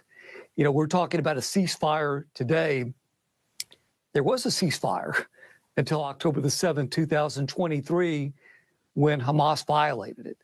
So Hamas has been dismantled. The head of the snake has been cut off, and I think that's good. There's a lot more that has to be done, and we all know that Israel has enemies surrounding it on all of its borders. But come Monday, one dynamic that's very different is that Donald Trump is coming back to office, and President Trump during his prior 4 years was a tremendous ally for Israel and the U.S.-Israeli relationship, and I expect that will continue and that will prosper. But the main thing is that the remaining Americans, and I think the reporting is that we know of 3 Americans, the American hostages that are alive, and they will be in that first wave of hostages that'll be released. And that is truly good news, Congressman. And you know, Hamas is still the titular, nominal leadership and governing authority in Gaza, but that you're right. They've been decimated for sure because of the atrocity that they committed on the Israeli people on October the 7th. But I want to ask about the Palestinian people and about Gaza. It just looked like the bombs after a while were just making the rubble bounce. That the place is just absolutely leveled. And I wonder if you think there's a role for the United States or who's going to clean that up and who's going to establish some kind of decent life for the people who, were governed by this tyrannic. I've been in Gaza. It was a gangster regime. It is a gangster regime. People are afraid to speak their minds on the streets because Hamas might watch them. So I've got no illusions about Hamas, but what do you think about the suffering there, and what is there a U.S. role in helping to move forward from it? Yeah, I think that there's certainly a U.S. role that'll be played in that. I'm very excited because Donald Trump has named former Arkansas Governor Mike Huckabee to be our ambassador to Israel. And I know Governor Huckabee very well. I think he's a strong leader. I think he was a terrific governor of Arkansas. He is somebody that has been very passionate about Israel, has been to Israel more times than anybody can count. And so I expect him to be part of the dialogue there as it relates to this Palestinian issue on behalf of the United States. We all know that this problem, this issue, these issues go back generations and generations and generations. So it's not going to be solved or resolved within a short period of time. But the key is leadership. And again, I don't think anybody can discount that these hostages are going to be released, including the Americans, because of the transition of power here in the United States, starting with President Donald Trump. So we know that we'll focus on that. There'll be a new doctrine. There'll be a Trump doctrine that takes place in Israel that he is developing in conjunction with Governor Huckabee and with soon-to-be Secretary of State Marco Rubio. And to me, having that strong voice and that strong hand in this relationship will be a win across the board for the people of the Middle East. Congressman David Kustoff, appreciate your time today. Thanks very much. Appreciate it. Thank you very much. Thank you for having me. And with the news of this deal, of course, we are thinking of all those families of the hostages. Ruby Ken is the father of one of the 7 American hostages in Gaza. His son, Itai, was a 19-year-old American member of the IDF serving on the border of Gaza on October 7th. And it wasn't until several months ago that Ruby found out that Itai was allegedly among those killed in the attack of October 7th. Ruby Ken joins us now with his reaction to this deal. And Ruby, thank you for being with us. Yes, just Congressman. Only 2 U.S. citizens are coming out in the first phase, actually. So there will still be 5 remaining hostages for the second phase. On one hand, it's a very grateful moment to the Biden administration, specifically Mr. Whitmer, that has been camping out in Qatar for the last few weeks, working on this deal, as well as for the incoming Trump administration, Mr. Mike Waltz and Mr. Steve Witkoff, that he himself also has been in Qatar the last few days, that have been working in collaboration with the incumbent administration. And we are grateful that, we're seeing progress. We're seeing the first phase of the deal, but the work is not done, as there's still 64 hostages remaining for a second phase, that it is still not guaranteed that that second phase will indeed happen. And if there's one thing to say about the Middle East, it's very unpredictable. And we, the families, have been urging the negotiators to try to shorten the time between phase 1 and phase 2 in order to allow us to end our suffering, as well as the people in Gaza that have been held hostage by this terrorist organization for too long. Absolutely. And Ruby, I want to ask about Itai. And in March, I understand you were told that he had allegedly been killed. How do you find that information out? Are you holding out any hopes that he could still be alive and might be among a group of hostages released, or what do you know? Yeah, so it's intelligence information. We got no indication statement from Hamas about Itai's whereabouts, so it's difficult to process. We have hopes. We just came out of the season of miracles, Hanukkah and Christmas, and hopefully we might have a happy ending. So we just want to have, the ability to be reunited with our son. He is the middle son that we have, so he has an elder sibling and a younger sibling, so he is the connector of the family, and he is deeply missed by us and his girlfriend. And we just need to keep on pushing the incoming administration as well as the negotiators to make sure that we see the end of this and have closure with my family and then deal with it. We came close with a deal in November of 2023, only lasted but a few days. How are you feeling about this truce? Do you feel that there is anything different? Have you observed or heard anything that you didn't the last time around? Yeah, we feel like it's closer this time. The fact that the incoming president, has put his weight into this. I have this vision. We are coming into the inauguration next week. We've been invited by the president, and I have this hope, this vision of President Trump calling out and saying, Mr. Khan, we have your son on his way back home. So that's the way to keep hopes up, and hopefully that vision becomes a reality soon. And what's, if you guys speak as a father and somebody who loves the nation of Israel, and both your family and the people of Israel have been through this terrible ordeal. How would you say has it changed the country? I mean, it's changed. Certainly, the Middle East is a different place because of it. What are your thoughts? I don't think there's any family in Israel that has not been affected by what happened on October 7th. Everyone has a family member or a friend, a neighbor that has been affected by this. We need to start our healing process, but the healing process cannot begin without getting all the hostages out. So this nation has been stuck for over 476 days, and it's time to start healing. And we need leadership to make sure that we are able to start that process. And we're just keeping hope that that indeed happens. I would remind Benjamin Netanyahu, his brother, many, many years ago, went out and went to rescue 105 hostages in Entebbe, and his brother got all of them out. So it's time to get everyone out and not just take out a few dozens and say, well, let's see what happens with the others a few weeks from now. Ruby, Ken, thank you. And we're thinking of Itai, especially on this day.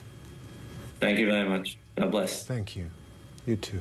The news never stops. You can find us anywhere you stream live news. And if you're on the go, we're on the ABC News app, and also abcnews.com. I'm Kira Phillips. And I'm Terry Moran. Thank you for streaming with us. There's more news coming up next.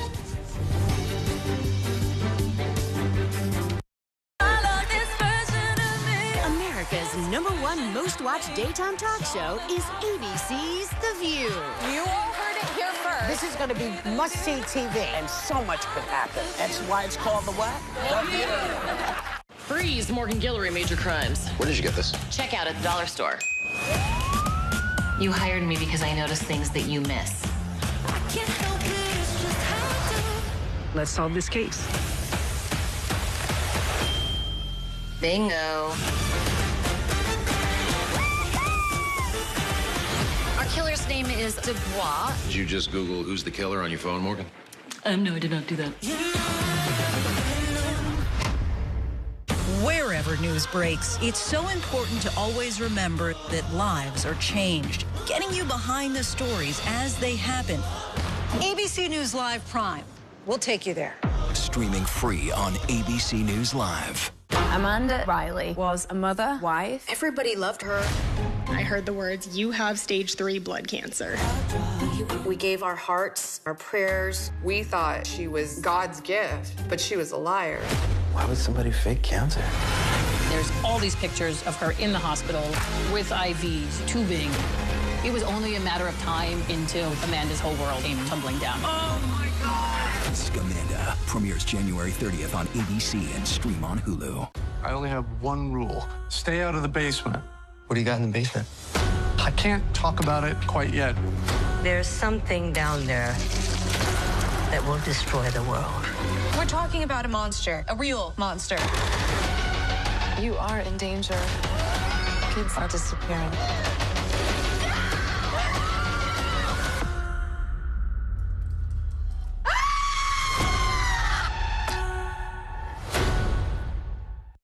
America's #1 news, ABC News, now streaming 24/7 on Disney+.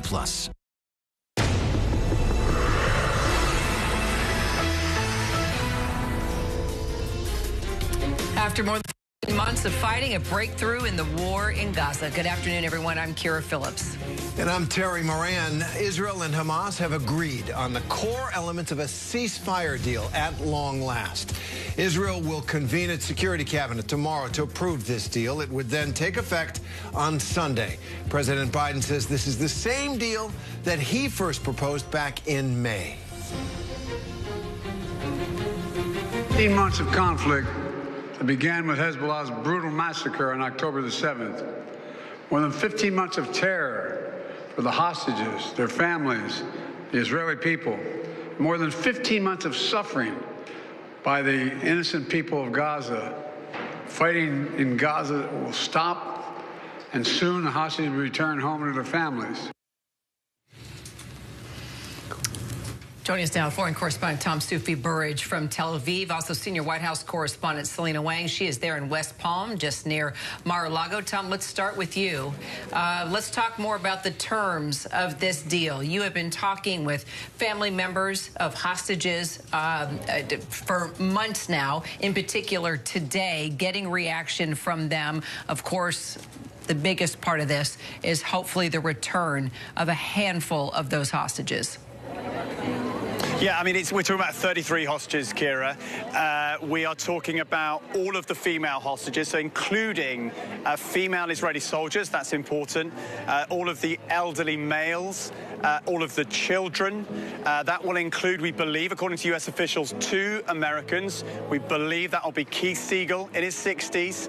I've spoken to his relatives on a number of occasions, and you know, they are pleased there's a deal tonight. There's still some anxiety amongst the relatives because, you know, they're worried about the other remaining hostages, and, you know, they've all been saying to me, the ones I've spoken to tonight, is that they'll really be relieved and really overjoyed when they actually see their relatives in the flesh. The other American we believe that's going to get out is Sagi Dechachen, we hope.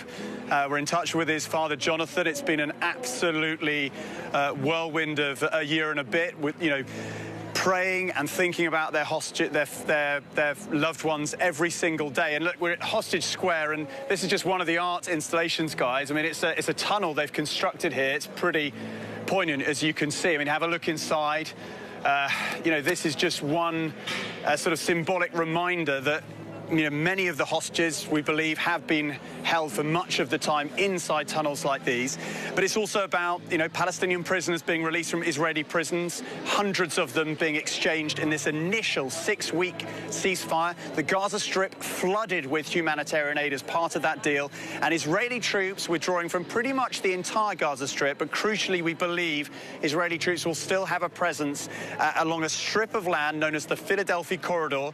That is the area of land separating Egypt and southern Gaza. That is one of the red lines that the Israeli government stuck to, and they still got in this deal. But clearly, I mean, I just spoke to the cousin of one hostage, and she believes that President-elect Trump's involvement in the negotiating process was a defining factor. We know that the Trump team have been working with the Biden team, you know, trying to push this deal over the line. And really, you know, I've been in this square, I've been at the protests over the last few months, time and time and time again, and You know, the protest movement, the families and friends of those hostages have really placed faith in the American government, in the American nation to keep pressuring, keep pushing. And ultimately, it has come good and there is a deal, but there is still anxiety and fear amongst the families, amongst many Israelis about whether or not this initial 6-week ceasefire will turn into a definitive end to the war, a longer-term end to the war, and the release of the remaining hostages, you know, particularly the males, any IDF soldiers, male IDF soldiers are being held in Gaza, including one American, a young man called Eden Alexander. You know, spare a thought for his family tonight and the families of the other hostages who probably won't be coming out in this initial 6-week ceasefire in this phase deal. Absolutely, Tom, and thank you for that and for pointing out that the faith in the American government to keep the pressure on. I want to go to Selena Wang on that. That is certainly something, you know, President Biden and his team were on it. President-elect Trump comes in. He says there'll be hell to pay if there is no deal. Both sides, both men now essentially claiming credit. That's unfortunate, given where Tom is. You see the actual reality of it. We've got to turn it into our stupid politics. But what do we know about the involvement of both administrations, the incoming one and the outgoing one in this? Yeah, Terry, look, in the final stretch of this negotiations, it was certainly a joint effort. You had the incoming Trump administration as well as the outgoing Biden team really working together, sending that unified message to partners in the region. And I was just last week here in West Palm Beach at Mar-a-Lago that I spoke to Donald Trump's Middle East envoy, Steve Witkoff, and he told me that he'd been working very closely and collaboratively with the Biden team, saying that this isn't about which administration gets credit for this, but that they're closely working towards the same goal, which is to get those hostages released to reach that ceasefire deal. But at the same time, it is true that it is a Biden administration that has spent months and months and months of painstaking negotiations, laying the groundwork for this very moment. President Biden getting personally involved, working the phones, repeatedly sending his top officials to the region to try and hammer out this deal. And as you point out there, Terry, President Biden was very clear in his remarks earlier that he had put forward a proposal about 8 months ago with very much the similar information as what's in this deal that we're seeing today. But at the same time, we can't ignore the timing here. We're just days away from Donald Trump's inauguration and Donald Trump's pressure that he put on partners in the region, saying that all hell would break loose if the hostages weren't released before his inauguration. That likely also played a role in getting us to this point. But look, President Biden, he is handing over a region that is still very much up in the air, still in chaos. And he has unfinished business here. It is going to be up to the Trump administration to ensure that these details are seen through. Still huge questions about whether or not there can be lasting peace in the region. Still big questions about who's going to govern Gaza in the long term. And when I talk to senior Biden officials, they say the reason why the situation has changed, and that despite they are saying for months now that we've been on the cusp of the deal, the reason why they say it's actually happening now is because Hamas has been significantly weakened diplomatically as well as militarily, and that, in addition to dogged American diplomacy, is what has driven us to this point, Terry.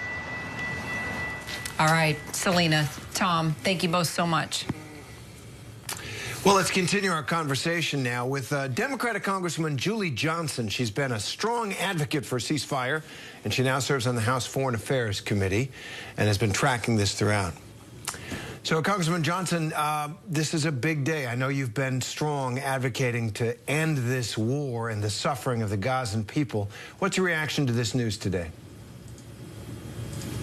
We have a ceasefire. I know for the Israeli people and the families of Israel to finally have their loved ones returned has got to be a huge relief. And at least, while I would have loved for the release to be tomorrow, at least those families have a timeline that they can hopefully count on. And to the Palestinian people and the people of Gaza, the suffering has to end. And I'm sure that I hope that they are hopeful that they finally have an end to the hell that they've been in and some light at the end of the tunnel as well.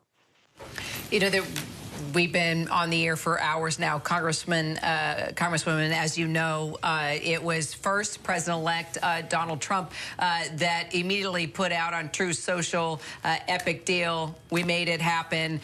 The Prime Minister of Qatar held this press conference acknowledging that Steve Witkoff, President-elect Trump's Middle East envoy, was in the room helping to make this happen. At the same time, after all of that, we did see the president finally come to the mic at the White House saying, this was my framework, my deal that I introduced months ago. I brought the new administration into this.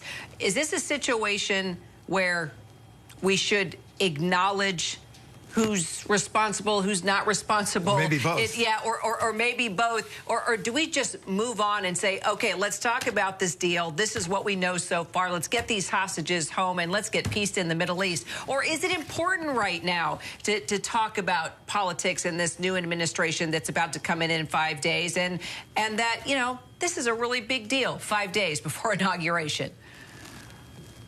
You know, I think it's a little bit of both, right? This is not children on the playground trying to claim credit for something. You know, this is a significant diplomatic achievement that the Biden administration has been working on extensively. This is the core framework that they introduced back in May and has been nonstop pressured by our Secretary of State and National Security Advisor and other diplomatic teams. Having said that, it was absolutely responsible for the president to bring in the Trump team, and they're the ones that are going to have to fulfill this agreement and ensure that Israel and Hamas both comply. And so, of course, it's responsible government, and that is what we need. We need both parties to be working together to present a united front for the interests of the United States and our strong allies and those in Israel and others. And so, you know, to say who gets credit, that's really immaterial. The point that matters is a huge diplomatic achievement was achieved while President Biden was president, and now President Trump is going to have to fulfill this agreement and ensure that both parties comply. As a member of the Foreign Affairs Committee, I look forward to working with the Trump administration to effectuate this deal and to make sure that these families are returned, these hostages are returned, and hopefully we can build a peace process, because that is what we all want. All right, so on the House Foreign Affairs Committee where you serve, are you at all worried that this deal could fall apart? We've heard over and over and over again during the course of this agonizing war, oh, they're real close, and this deal is phased in. The critical phase is coming later. How confident are you that they'll be able to carry this through to an actual end to this war and to the return of the hostages? Really? Well, I mean, I think Israel, you know, has a strong desire for the return of the hostages and the remains of those that are deceased and for lasting peace.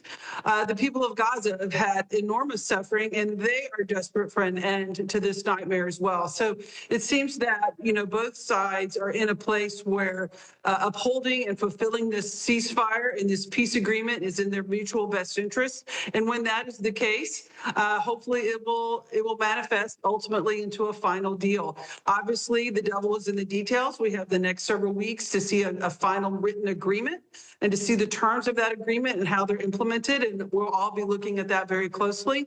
But I'm very hopeful that this deal will hold. All right, well, Congresswoman, how will lawmakers on the Hill now work together just to ensure that this will hold? Because things in 5 days, things are changing. And of course, I think no one will argue that they want to see anyone break this truce. The Qatar Prime Minister, or the Qatari Prime Minister, saying that there will be a process in place to anyone who does break this truce. But we still don't exactly know who or what that will be. Well, I think, you know, there is some continuity. I mean, the Foreign Affairs Committee, the Republicans have been in charge. They're going to stay in charge. Most of the body of the members of the Foreign Affairs Committee are the same from the previous Congress and going into the next Congress. There are some new members like myself that will certainly bring our own perspective to the table, but I think there'll be some continuity. There's no doubt that in the United States Congress, we really stand with our allies, and Israel is a significant ally of the United States Congress and the United States as a whole. But we also have great sympathy for the people of Gaza, and we really want this ended. And it's in the U.S. national interest for this war to end. So I do think that the Congress will come together, will unite in an oversight and a position to do whatever we can do as a country to make sure to incentivize both sides of this agreement to fulfill the terms, keep proceeding down the path of peace, and hopefully finally bring some peace to this area. All right. Well, Representative Julie Johnson, thank you very much. Appreciate it. It's always a pleasure. Thank you so much. Always. Congressman David Kustoff is one of 2 Jewish Republican lawmakers in the House now celebrating the news of this ceasefire. And Congressman Kustoff has been championing the release of the hostages, arguing and pushing for the release of these hostages and for the end of this war, even going to Israel over the summer to meet with Israeli Prime Minister and Benjamin Netanyahu and speaking before the Knesset, their parliament there. And Tennessee Congressman David Kustoff joins us now. So, Congressman, thank you for being with us. A big day. The chairman of the House Knesset Parliamentary Friendship Group, that's what you're leading there. What's your reaction, just in general, to this long-awaited moment? Yeah, well, first of all, we're really happy. We want those hostages released as soon as they can. You know, from a historical perspective, and we remember a lot about history with the passing of Jimmy Carter a few weeks ago. You know, those hostages were released on the day of the inauguration when Ronald Reagan took the oath of office, and they were held for 444 days. As of today, the hostages that were taken by Hamas have been held for 466 days. So they've actually been held longer than the hostages in Iran, which is hard to believe. So there's a lot of credit to go around, and obviously the Israelis worked hard. The Biden administration deserves credit. President Trump, I think, deserves a lot of credit. And Stephen Witkoff and the emissaries that he sent to help negotiate. But I mentioned President Carter a moment ago because history judges now that one reason, maybe the main reason, that the hostages in Iran were released was because of the incoming presidency of Ronald Reagan. And I do think that the Hamas and the enemies of Israel recognize and remember the 4 years that the United States had under the leadership of President Trump. President Trump talked about during the campaign and afterwards that all hell would break loose, in his words, if the hostages were not released. And to your point, thankfully it's been announced that they have been, and hopefully that will take place Sunday, or maybe, again, to repeat history, Monday, the day of the inauguration of President Donald Trump. So Prime Minister Netanyahu, with whom you met with not too long ago, has made it very clear that this war wasn't going to end until Hamas was destroyed. What does how do we take that now? Do we even know, with this truce in place? We need to hear from the Prime Minister about that call to action. Right. Well, obviously, Israel has agreed in principle, and the deal was announced, and we're thankful of that. There is no doubt that Hamas has suffered tremendous damage, not only to their personnel, to their operation, to their leadership over this very long war that they started. You know, we're talking about a ceasefire today. There was a ceasefire until October the 7th, 2023, when Hamas violated it. So Hamas has been dismantled. The head of the snake has been cut off, and I think that's good. There's a lot more that has to be done, and we all know that Israel has enemies surrounding it on all of its borders. But come Monday, one dynamic that's very different is that Donald Trump is coming back to office, and President Trump during his prior 4 years was a tremendous ally for Israel and the U.S.-Israeli relationship, and I expect that will continue and that will prosper.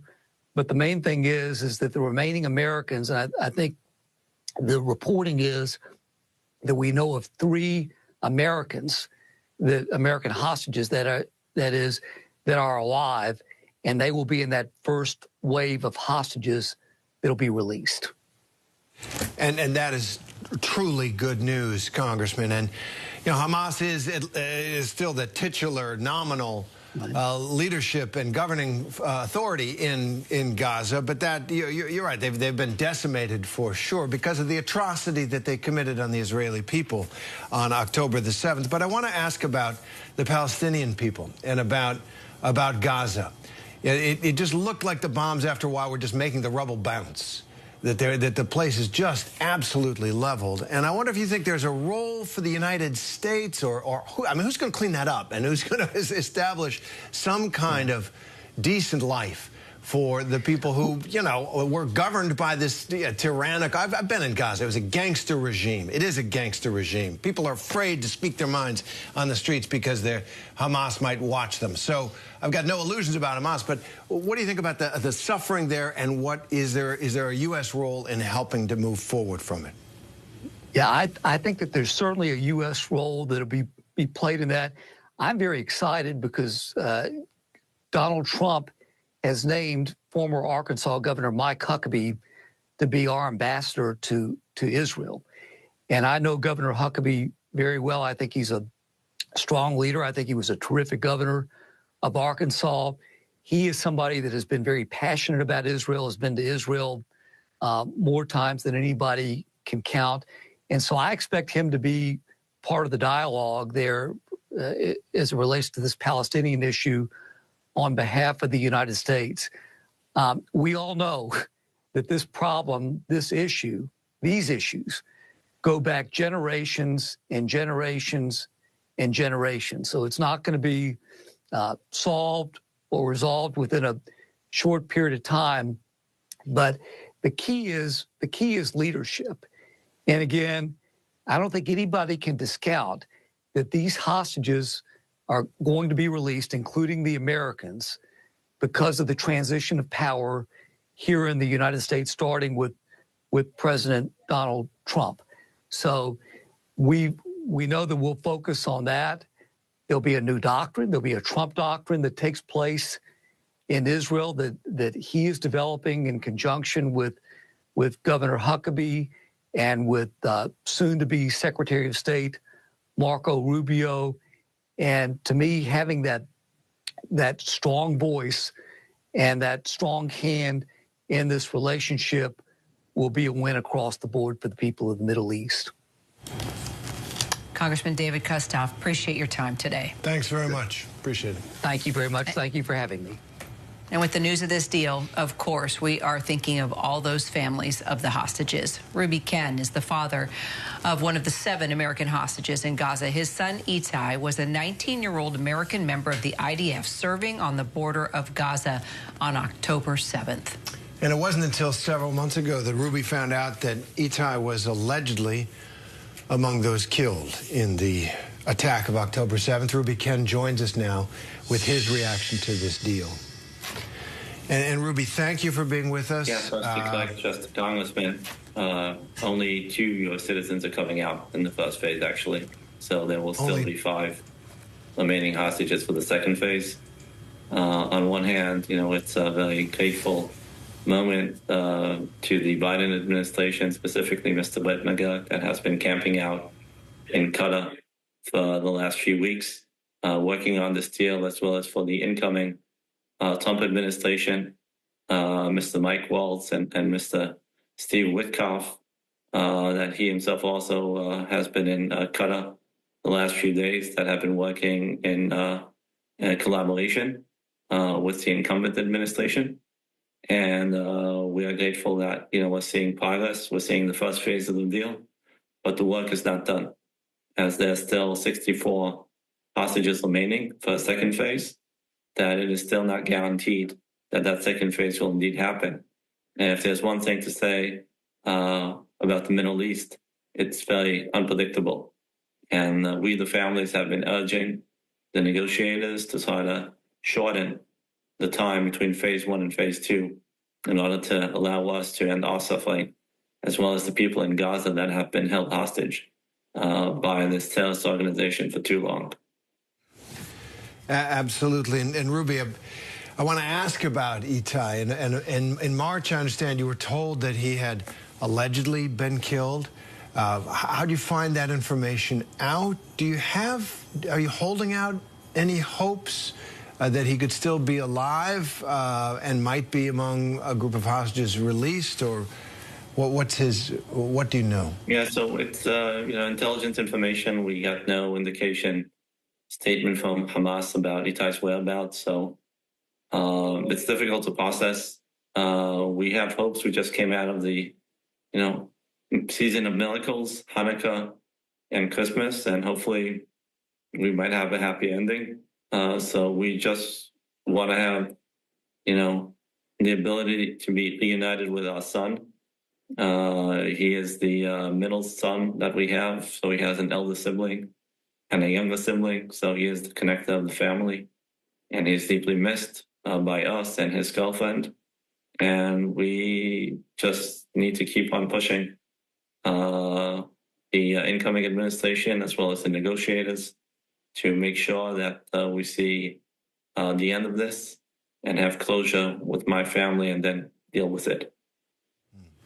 We came close with a deal in November of 2023, only lasted but a few days. How are you feeling about this truce? Do you feel that there is anything different? Have you observed or heard anything that you didn't the last time around?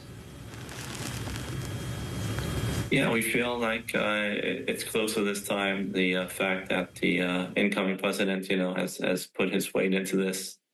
I have this vision. We are coming into the inauguration next week. We've been invited by the president, and I have this hope, this vision of President Trump calling out and saying, Mr. Khan, we have your son on his way back home. So that's the way to keep hopes up, and hopefully that vision becomes a reality soon. And what if you guys speak as a father and somebody who loves the nation of Israel, and both your family and the people of Israel have been through this terrible ordeal. How would you say has it changed the country? I mean, it's changed. Certainly, the Middle East is a different place because of it. What are your thoughts? I don't think there's any family in Israel that has not been affected by what happened on October 7th. Everyone has a family member or a friend, a neighbor that has been affected by this. We need to start our healing process, but the healing process cannot begin without getting all the hostages out. So this nation has been stuck for over 476 days, and it's time to start healing. And we need leadership to make sure that we are able to start that process. And we're just keeping hope that that indeed happens. I would remind Benjamin Netanyahu, his brother, many, many years ago, went out and went to rescue 105 hostages in Entebbe, and his brother got all of them out. So it's time to get everyone out and not just take out a few dozens and say, well, let's see what happens with the others a few weeks from now. Ruby, Ken, thank you. And we're thinking of Itai, especially on this day. Thank you very much. God bless. Thank you. You too. The news never stops. You can find us anywhere you stream live news. And if you're on the go, we're on the ABC News app, and also abcnews.com. I'm Kira Phillips. And I'm Terry Moran. Thank you for streaming with us. There's more news coming up next.